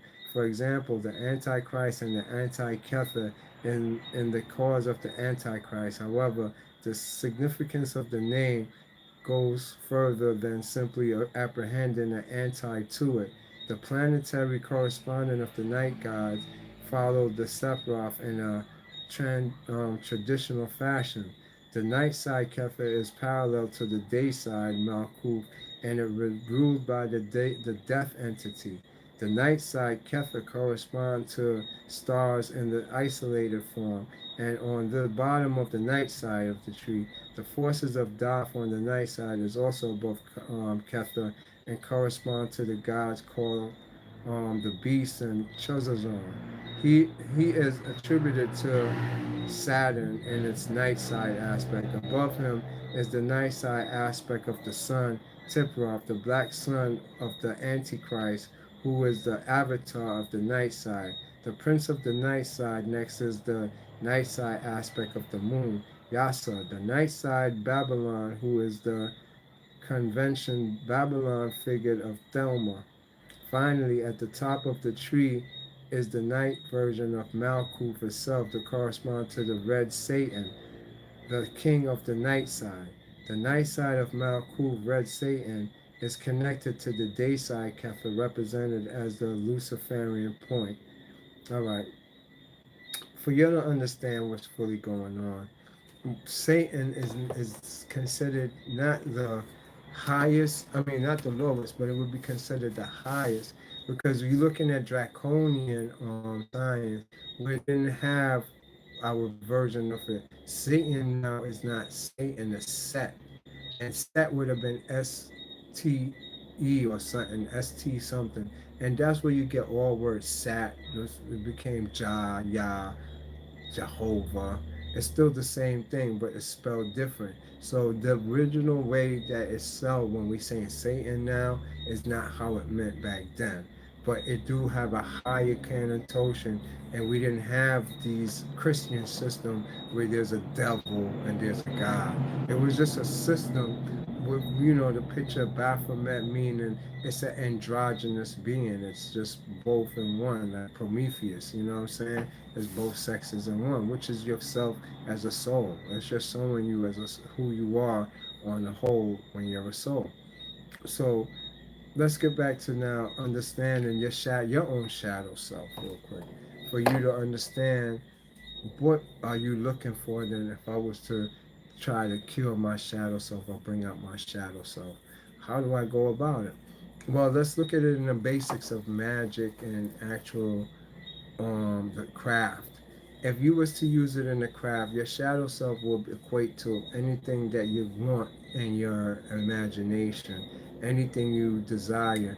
How do you get it? Through law of attraction. How does law of attraction work? All right, so that's a good example for you to understand your shadow self. You see, for your laws to work in the law of attraction, you have to have a desire to it. With your desire, that's where your shadow is. Your shadow is your desire. So whatever you desire, you attach to it. Your shadow goes and attached to it. Thing, it's like the dot, the target that go attached to something. Whatever you desire, it attaches to it. From there, what comes next? Let's say this is your shadow. Boom, it attached. This is your soul. Your soul now follows the desire. This is they go together like this. They shine like this. You can't take them apart. Only way you could get your soul off of what you desire is take your desire off of it. That's why Buddha teach unattachments. Then you get your soul back. So if you desire the cell phone, your soul is there. It's attached to it, and that's what it's going after. It's getting it for you. Somehow it's lining it up for you. Then when you get it, it come back to you. So that would be the first example to understand how your shadow works. See, your shadow is that, your desires. Your shadow was the first person to actually have sex with you. Everybody usually had masturbated when they hit their first puberty time. Their thoughts, whoever was your secret lover. Some people was the beast. Them ages you still young, cartoon shit probably in your head, or some dude that's a artist or something. That's your first love. That was your shadow self. So whatever you created on your first masturbation, learning that it is, that's your secret lover. That becomes the person who you go and chase for the rest of your life. Whoever you like and have a weakness to is that person who looked like that person when you first did that, because that became your desire. Some of it be, your parents type people, like for a woman, a father type figure is that person. Not saying their father personally, just the personality characteristics. You see that it's real. So once you understand this, this will get you in introduce, you could say, to the shadow. Once you get introduced to the shadow, you'll be able to cure your shadow self, because our desire hides in the closet. We keep it hidden. We don't speak on it. So you would never tell your desires. One, if you desire somebody, you're not going to tell them. You're just going to make it happen. But here go the thing: by you actually not coming to terms with it, it becomes that fear energy that builds up inside of you, and you start acting these out. Next thing you know, you can be with the most beautifulest man or the most prettiest woman. She got all the attribute you want, but then when you be alone with her, she got some repulsive ways about her that just turn you off. So that alone, you stupid Quara. Oh, he said, damn, my secret lover must be thick. Nothing wrong with that, my brother. Each one, there's somebody out here for everybody, you know? So you gotta understand that. So now you understand what your shadow is and how is it. If you can't see, you don't have to see it. It's your desire, and it's more of those hidden desires you have. You start coming to terms with them, and like I said, when you have that beautiful person with you, or that guy or girl that you think is ultimate, and you see these things about them that just turn you off, all right, that right there is when you get to really see what the result of what the shadow has born into your life is, because it's the shadow that made you go get it, and you got it. But now, when you get it and you see the truth in it, could you tell the truth to the truth, or do your shadow self rule you? Your shadow self will make you stick it with it because it's a fetish. Then, when it becomes a fetish, abuse come in your relationship, abuse come into your life. You feel insignificant about yourself because you let this overwhelm you. This is what's called now the succubus effect. The succubus effect is in your honesty, in your experience. It's not right no more. This relationship is not serving you. It's burden to you. It's pulling you down. It's making you don't want to come home. You having better spiritual relations. Was it spiritual? You could say emotional relationship with your coworkers. You talk great with them. It's great. Then when you go home, it's not happy no more. All these are signs that your shadow got connected with something that ain't good for you, but your shadow is your desire body. Remember that. And so being that it has the fetish that you like, you let it be. You don't care about these things, and you wind up going into a dark place, which is what the shadow do. It feeds off of being repressed, anxiety, people telling you you ain't shit, you're never gonna make it. A lot of people surround themselves with that, claim that they want better, but actually partake in it more. They leave one abusive relationship to another, or their friends treat them like that. So these is the shadow, how it works, how it actually self-destruct you, make you self-destructive. And so when you face the shadow self, it's actually coming to understanding that you're a king, you're special, and you shouldn't be treated a certain way, much less you destroy yourself like that. Yes, succubus. Yes, yes, Latoria. Speaking on it. All right, and back to that part. Let me add more to the succubus. A succubus in this definition is somebody who can't see the truth in front of them. A succubus latches onto you, and it only works if you don't know it don't exist. So ignorance is the succubus's favorite food. Once you're ignorant to something, it's gonna make you don't see what's right in front of you, and you're like, no, I don't need no help. Leave me alone. I'm good. I don't care about it. Go out of here. Leave me. And that's the succubus. When you want to see a succubus, talk with a person. Like you're telling them, no, you're wrong. And you see them not talking back. Well, how you know I'm wrong? Well, you did that out of place. They start, I ain't do it out of place. What are you talking about? Succubus is coming on to you. Calm down. No, no, don't tell me to calm down. I don't want to calm. Yes, calm down. It's over. That's it. You don't have an outlet to help that person no more. The door's closed to you. The succubus locked on that person now, and anything you say that could have helped them if they was not prepared to defend themselves, because they are in defense now, it's out the way. The succubus locked them, and this is what's happening to a lot of people in America. They lock themselves in their house, and they're happy just watching TV and cookies, and you try to talk to them, you'll be some this thing, you need to change your ways, you're bugging out. No, no, leave me alone, fuck you, I'm gonna do. And so that's what a succubus is. Succubus eventually it kills them, they die from it. You leave them there, they die. That's what it do, it feeds off of you. But in reality, you could take a succubus off of you if you realize it's a succubus. A succubus ain't no different from a person who smokes and say, I want to quit. If you smoke and say, I don't smoke, or if you drink, I'm not a drinker, it's a succubus on you. You understand? But if you a drinker and you say, I want to stop drinking, but I can't stop, you're going to stop drinking. Because the succubus know now that you're aware of him. And he can't feed off a person who's aware he is. He feed off of ignorance that you don't know. The only way a succubus gonna fuck with you is if you don't know.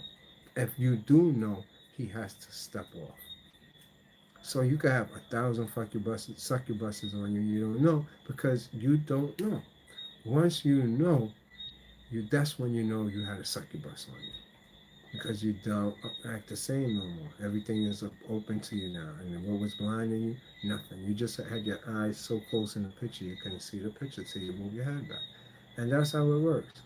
So I'm giving you basics of not just what a succubus is, just how to spot it in somebody. To leave them alone until they're ready to drink the water from the well. You take the horse to the well, but you can't force them to drink it. So that's how you see succubuses, and it is here today in modern society. You can't see them, but you can see the effects it does on them.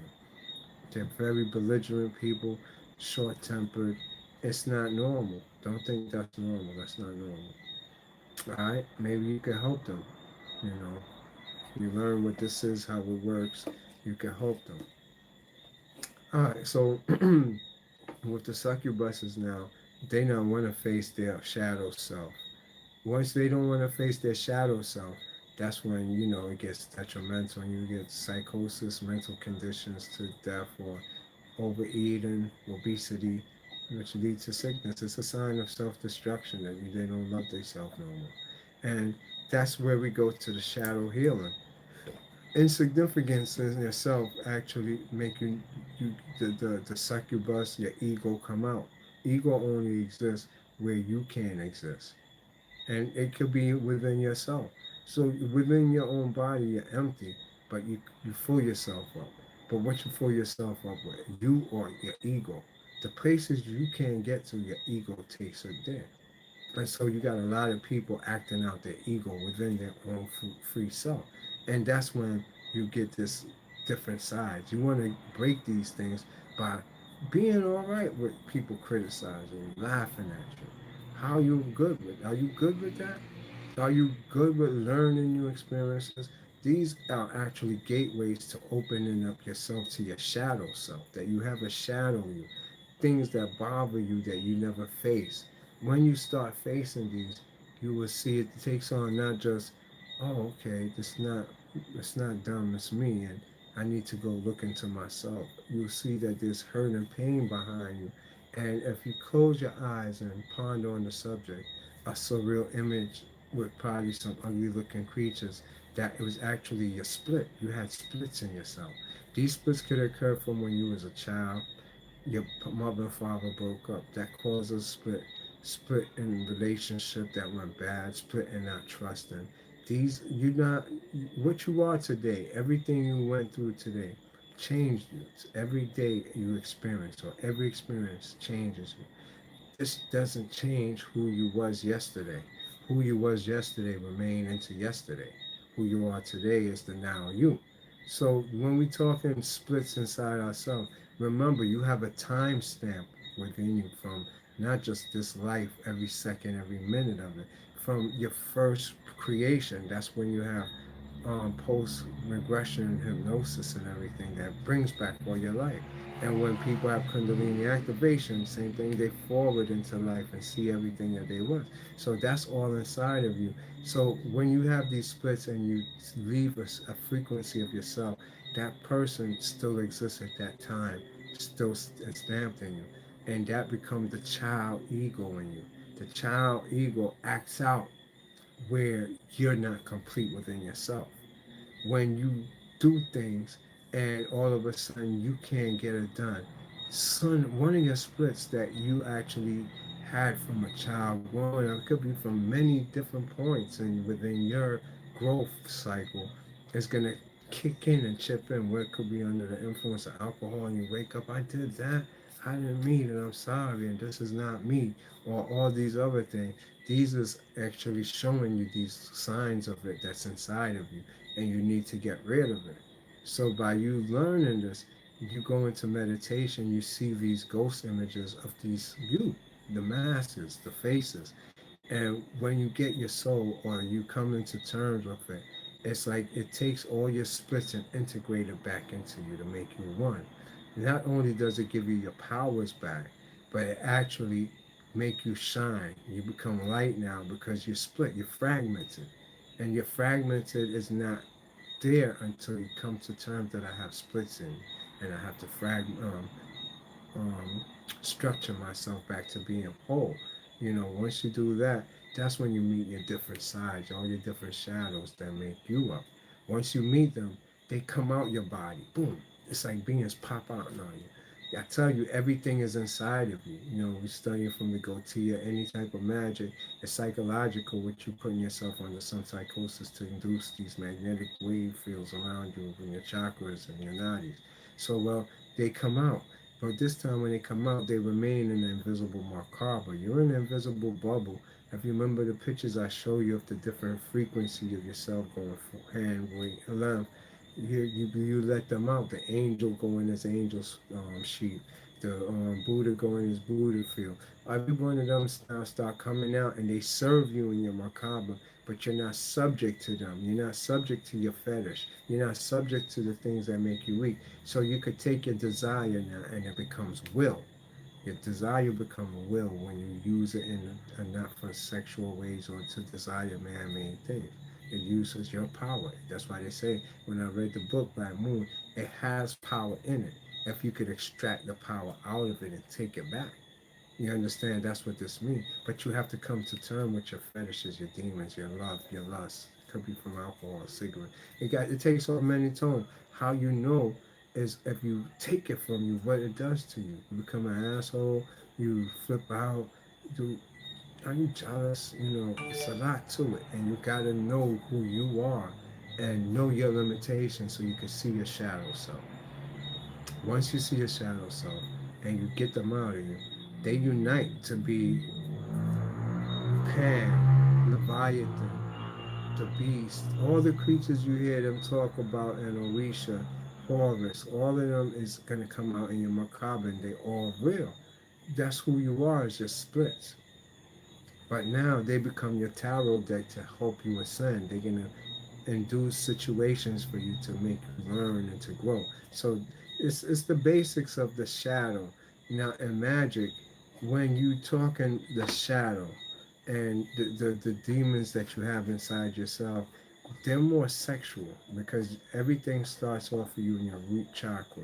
Your root chakra gives you your reality, which is, you could say, brought to you by a woman, a feminine energy. And so this feminine energy is sexual.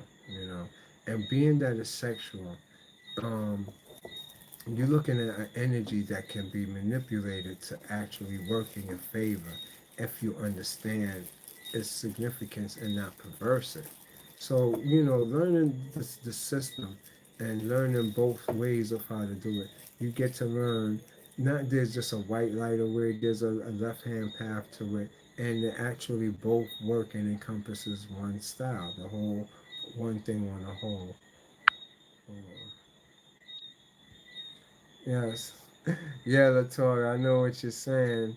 Um, it's definitely something that you have to tap into for you to understand it. But as this now we get into season, more people is going to be tapping in. This is what's consciousness is being available to you, and a lot of people is getting these downloads. And when you do, it's for you to go face your demon. It's an invitation into the underworld, being that the underworld is now your psychic part of yourself. But not everybody's going to get it because you have to cure yourself too, because the purification process is actually the most important part. Where if I gave you a bomb and you always pissed off at people, obviously you're gonna go blow up people that's not important. So you got to be able to not be pissed off and be ready to have power. So the more you humble, the more you able to hold yourself and not flip out, the more power you get. The more power you get. Eventually, you take it to levels beyond anybody else. So that's basically it. In reference to it sexually with the shadow, um, the shadow has to do more with masturbation, and masturbation and imagination is what they used to do to actually induce states of the shadow self. For it, I could give you the only good example would have been like the Oracle of Delphi, the oracles at the Isis temple. Even you look at the basic biblical story of Mary Magdalene, who was a festal virgin. Their job was not to be penetrated by no man, but to be actually involved in astral sex with entities and gods, and their menstrual being used as the meshi or to smear, as is the Jewish word meant, which was the anointed oil, the alligator or the crocodile oil that became the divine fluid that gave people psychic abilities, their abilities. And so, in the shadow of it, that was the practice that they used. It's deep, Mystique. It's very deep. Trust me. It's life. You gotta learn. It's a gray field. It's not white. It's not black. It's gray. That's the true color, which is called third gray. And so you have to understand these things if you want to understand what these temples, these sexual temples that you see in India, where everybody in these sexual positions is saying truthfully and accept it without just judging it or discriminatory about it. That's your ancestors. That's who you are. Although we don't practice those things no more, they exist and they serve the purpose. And so, and it's tantra. That's what tantra come from. That what I just told you about using the shadow self to actually induce a psychokinetic healing of yourself, which you will see as healing for you to understand, when you have sex and you're in that feeling, it's like another world or dimension you enter just while you're in that state. And then when you come in, you enter nirvana, the ultimate bliss, heaven, is when you bust that nut or come, excuse my language. But those, if you could understand, those was therapeutic back in Egyptian days. They used sex and those type of methods to actually heal people who was at war through post that had post trauma. The soldiers, it was only useful. Citizens couldn't engage in these activities. So you had your oracles, where the oracle they'll come into the temple and she will actually induce herself into that higher state by turning herself and then be able to give you prophecies and tell you what's going to happen. That's how it's done. It's still done like that today. What do you think? We engage in it daily. What you? There is no person by themselves. There's nobody practicing hermeticism. Hermes. When you say Hermes, anybody is Hermes. Hermes just means a hermetic person. So when you hear the writing of Hermes, these are people who chose to isolate themselves as priests and get the voice of silence and continue those writings. You only could write one thing, Hermes style, if you go into hermetic life. So when you hear Hermes, that's a hermit. Any human being that went into hermetic and hermeticism and isolated themselves long enough to hear the voice in the silence and wrote it out. And so we don't know anything about that. And that was all afforded to us. And that was what we was able to do. But now we believe we're supposed to have sex with any human being. That's our main motive right now, to cohabitate with a human being, another soul, just for sex.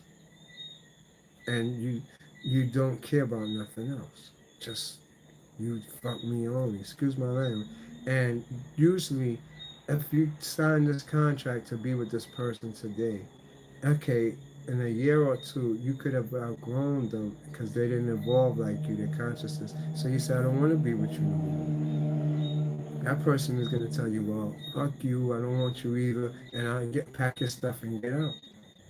That means that person never loved you. You was there as a security blanket for that person. They didn't care about you. As long as you stood who you was the time they met you and you will stay like that for the rest of your life, they love you. But if you evolve and grow and even outgrow them, they hate you.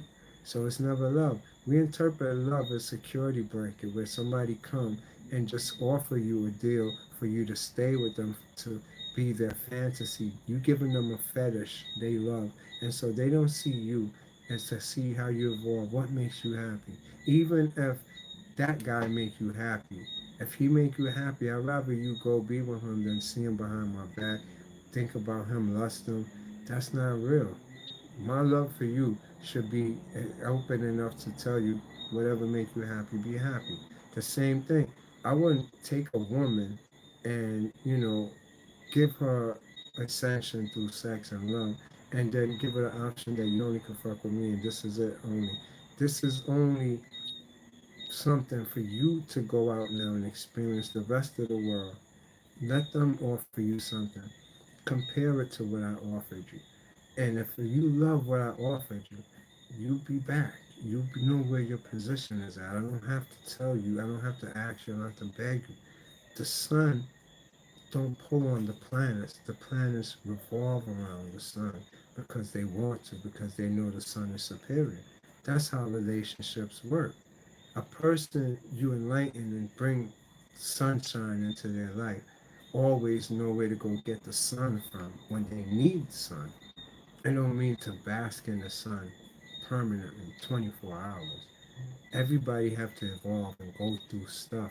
But after they go through their situation, they know where to go for personal love, for personal time, for that sun.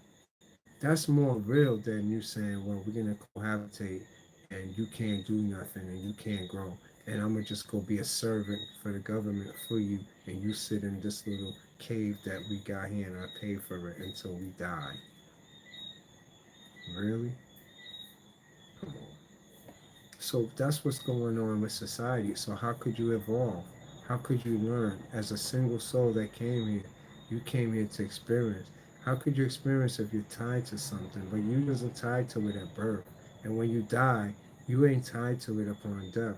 So why do you cling to it and experience on this earth? That's because our fear.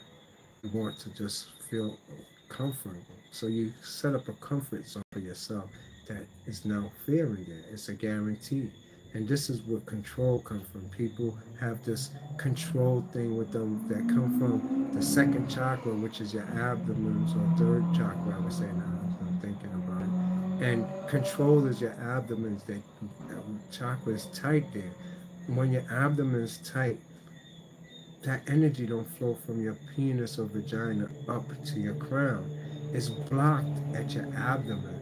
So it just resonates between your vagina or penis and your abdomen, which lead to you interpreting this as sex. You want sex. You want sex.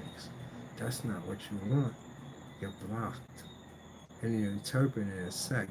So once you realize this, let go of what you're trying to control. Trying to stop trying to know everything before it happens. Explain it to me. Cause you got references. You have details. I need to know.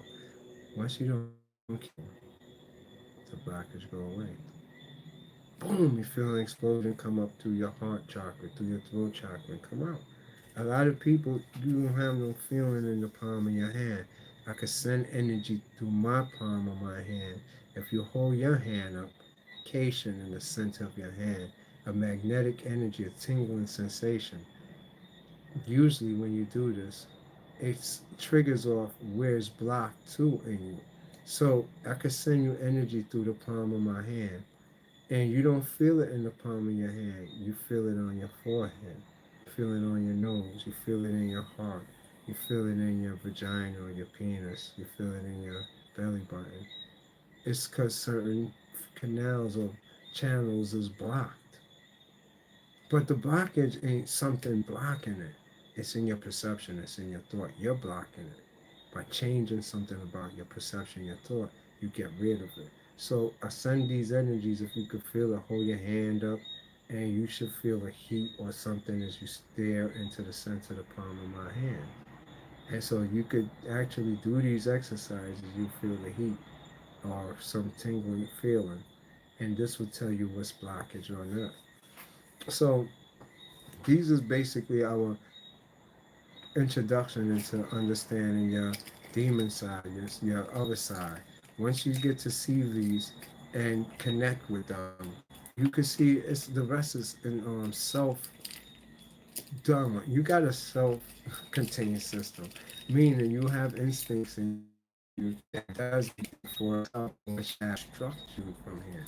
All you need to do is be conscious of what I said, and your instructor will appear, which is your higher self.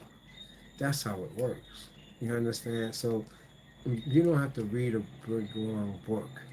If you can read the introduction and you understand what the book is about, then you got the rest. Go now and go meditate. And these instincts will come back to you. There's not a book on this planet about an instruction that could teach you, a human being. What it could do is make you remember what's inside of you. That's what you call learning. Learning has been misinterpreted. You can't learn something. Just like you can't create anything here. You can't. Everything is already created. Only thing you can do is tap in. You understand?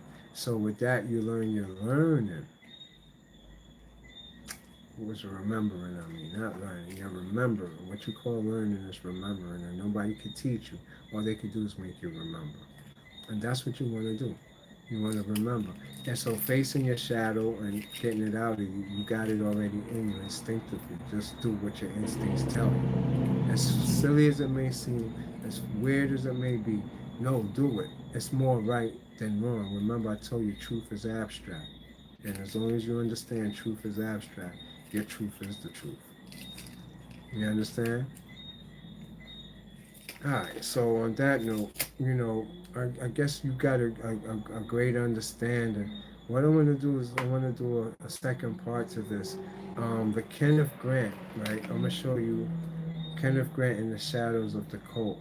How I do my brainstorming and you able to see it. I'm going to redo this now and come back with a screen. My screen is going to be displayed. Um, let me wipe this off because I'm gonna use actually I use liquid text to do most of my presentations that I'm doing, brainstorming and brain maps. And these brain maps actually now I could give you more understanding and pinpoint everything in detail. Like when we talking from the whole demon family, the whole other side. Let me give you an example of it. This is pulling up real quick before we get started. And let me give you some one-liners too real quick to end off. Um, it's coming up. All right, here we go. All right, this is my brain map right here. It's deep as hell. But like I'm gonna zoom in so you can see how I got it set up. Let me get to okay, I see where I wanna go. It's coming up. All right. This is a brain map right here. So with mine, it's like I'm doing the Sephiroth, so you get to see what's from Obitala, Olarum. Everything is connected with lines. Hold on, let me make it. I don't want to lose it because this thing is bugged out. And how it's connected to Kethra, Obitala. I'm gonna just move it around so you can see. Let me get a good lighting.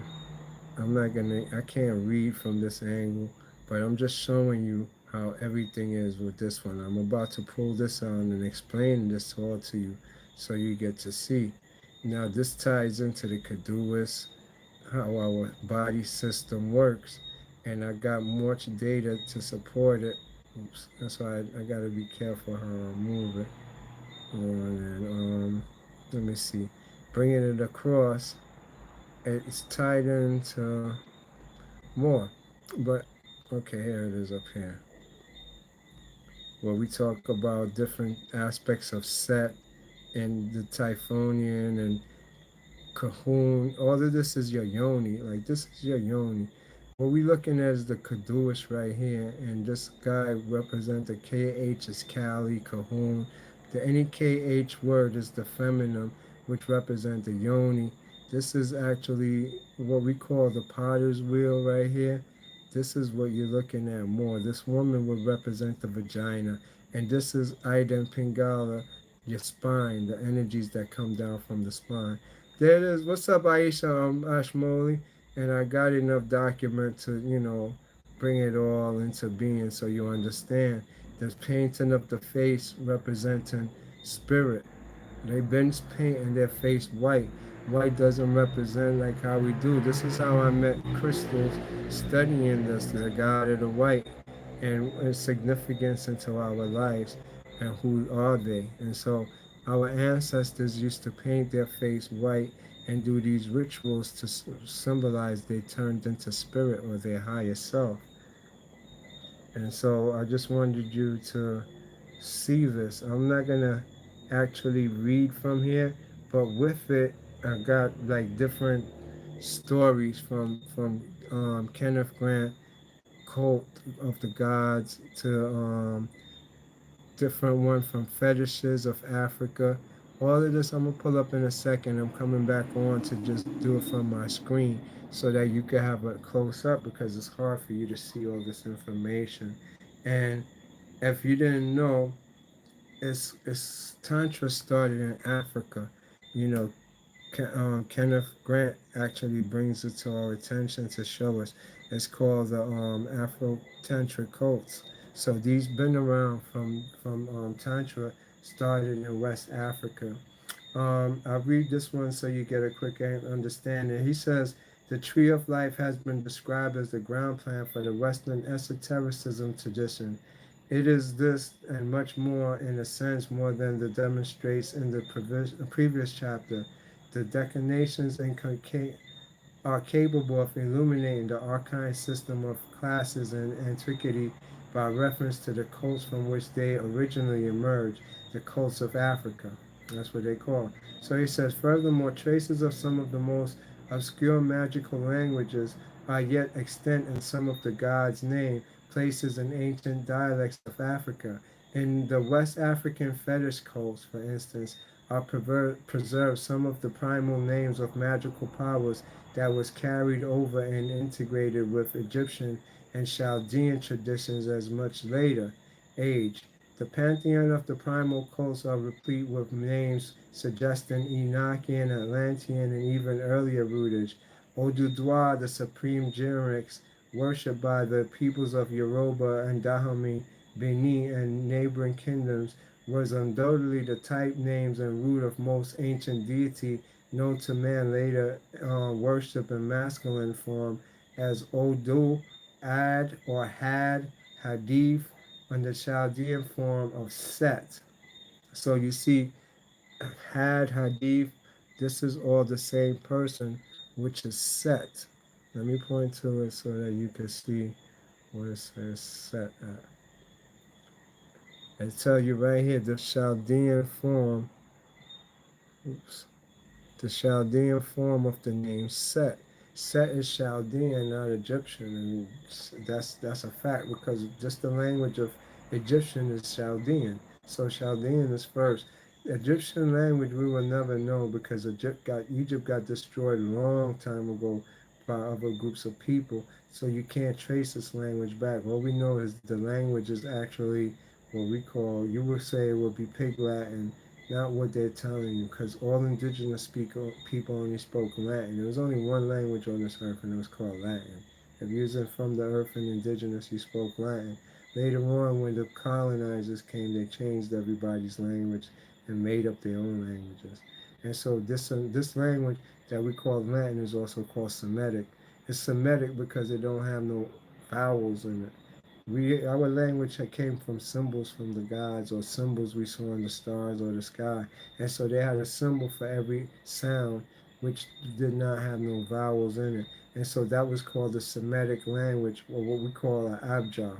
If you Google the word Abjar, you see what it is. It's an Abjar, which is our original indigenous language. What they call Semitic language, which the Jews try to say is their language now, which is not. Semitic just means a language that don't have no vowels in it. That's what the word Semitic means. All right. On that note now, the Chaldean form of Set, similarly, Olarum or Olamadir, the awful, the all-powerful carries distinct Enochian echoes, while the names Great Sea and invoked in the profound darkness, the primal, oops, I skipped a part. Hold on. The name Olga, Oga, Olga O, Go, the most glorious, is reminiscent of Go. That's Arogogo, Ru Abura, RU, then dash ABRAO. In the mighty satanic invocation that has been translated as thou spiritual son, SUN, Satan, thou I, thou lust, cry aloud, whirl with the wheel, O Father, O Satan, O Son. So you get to see originally before we called the Son, it was called Satan. You understand? That's what I'm trying to tell you. This will be right here at the line. If you said they calling the sun Satan.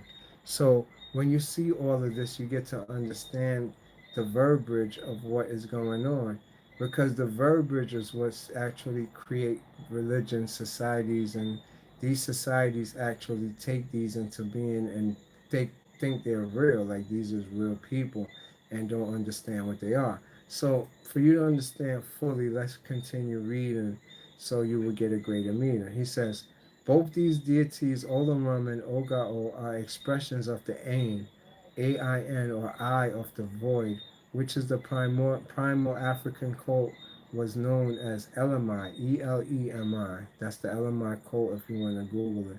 A name which was said to be incommunicatable. It was the equivalent of E-L or A-L, continued in the Draconian cult as El Shaddai, Alshaddai, or El Shaitan, Alshaitan, the stellar deity worshipped by the Arabs and the Jews and by the earliest settlers in Sumer. So you see, they took Shaitan or Satan and hid it under El Shaddai and El Shaitan, which became Elohim in your Bible. This is how all of this came about. What is Elohim? You just know. Let me make sense for this to you. I don't think y'all get what I'm trying to tell you. Let me pull this up. This is something I always question.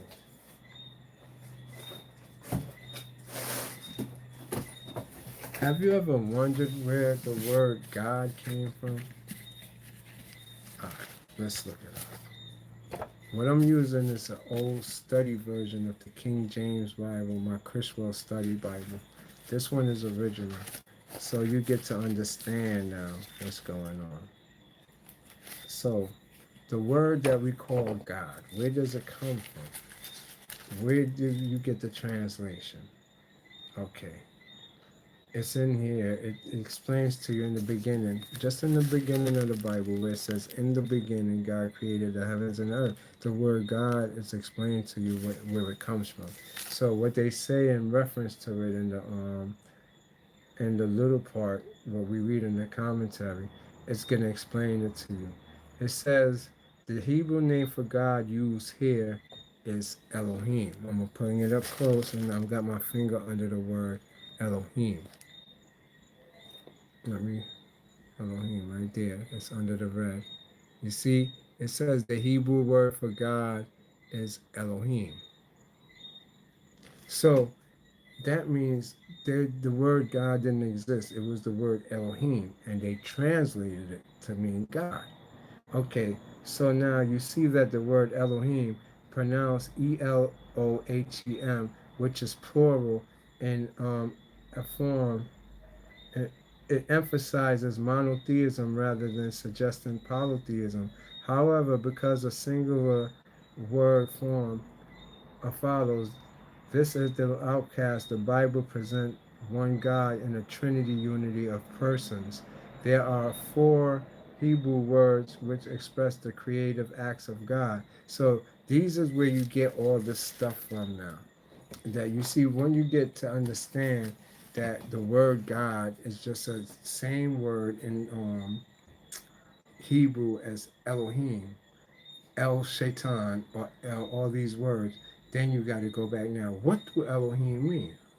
So you got it from English God to back to Hebrew Elohim.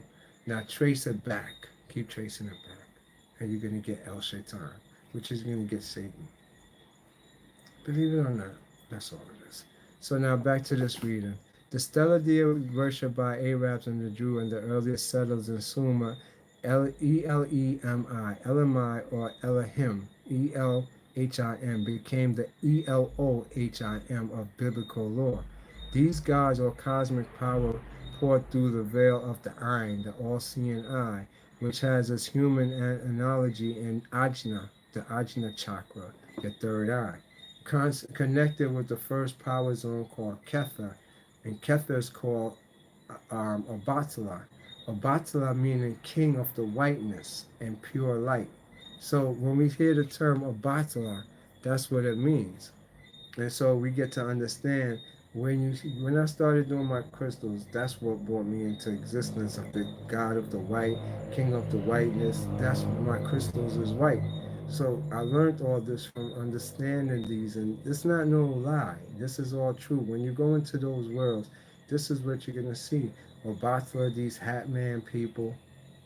Hold on. Let me explain to you something. Y'all don't get this. This is deep as hell. Look at this. I'm gonna show you something. I was first gonna look at these pictures right here. I'm gonna read this first one to you real quick. This little piece, you could screenshot it and read it yourself to see what it says, but I'm gonna read this to you. This says, a certain thing is found in the world, which is also in everything in every place. It is not earth, nor fire, nor air, nor water. A bit. It wants neither of these things. It contains in itself all life. Of it is made the medicine that will preserve you from all melodies. This is by Lacrina Salis. And when I show you this image right here, when I said you're going to be swallowed by dragons, this is in your body. This is your constellation, the constellations that's inside of you. Hold on. How do I do this? All right. So all of these is what's inside your body. All the animals and beings you have to face. You see the serpent. You see these different creatures. These ain't just 12 zodiacs. It's more. And over here is the most important part of it. I want you to understand. You see one angelic being over here on the side. You see how out of everyone, there's only one angelic being. You say, who's that? What are they representing here with this person right there in the corner? How come there's only one angelic being? And now, all right, here go another version of it. But this one has four angelic beings, the four gospel writers. This is your four gospel writers. This is the world you come from. All these things right here. You have to go through them. These is dimensions. Each dimension is represented by one of these things. Yeah, you go in them with the dots as the destination inside of them is orb destination. You see how they got dots all over them? That's where you're going to. So now on that note now, you look over here. I'm still doing these medieval pictures, but watch how I'm gonna freak this one now. Look on this. Do you see up here in the top? Or where we at? Here we go. My bad. You see over here in the top? This old picture, alchemy picture, why do this man at the top representing one of them have on a hat on his head? Then you look over here on this one, he have on a hat on his head. These two on the bottom down here don't have no hat on their head. No hat is on these two heads. So you see that you got four what we call dukes in magic and the craft that actually governs the whole system. And they got hats on and while others don't. So this system that we're talking about actually is part of a system that you have inside your body. Hold on.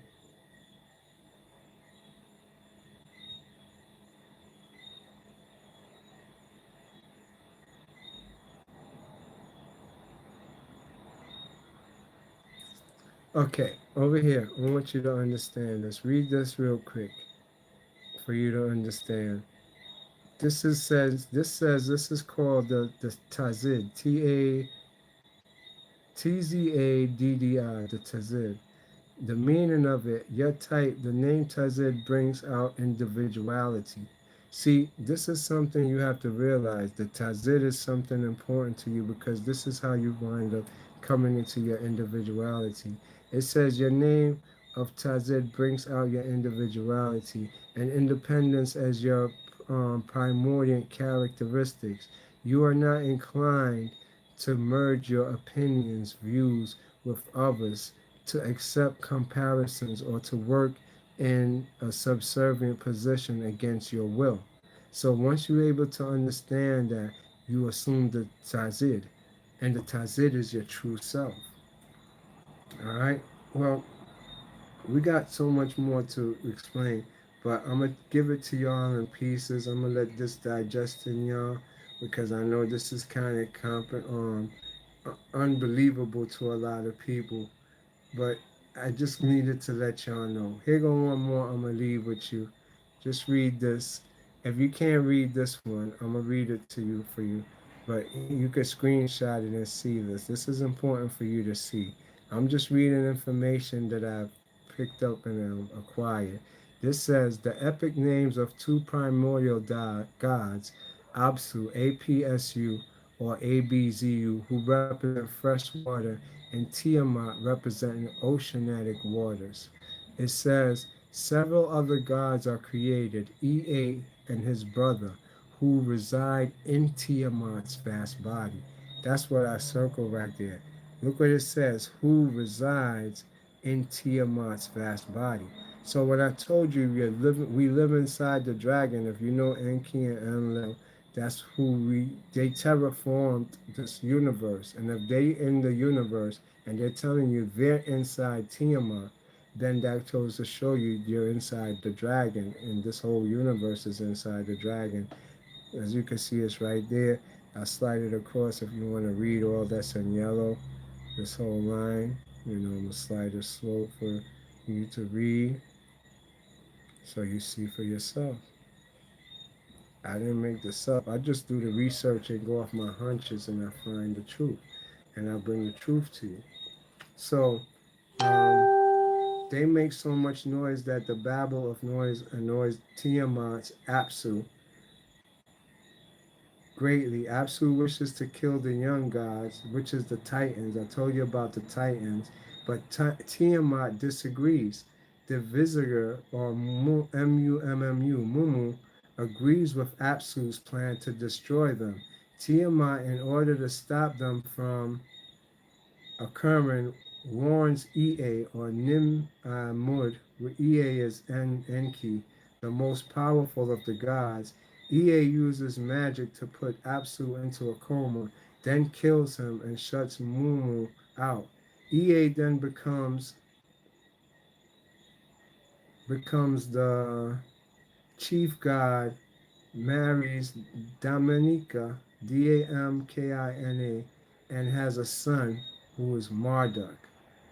The greatest still than Ea himself, Marduk is given wind to play with, and he uses the wind to make dust storms and tornadoes. This disrupts Tiamat's great body and causes the gods to still reside inside her to be unable to sleep.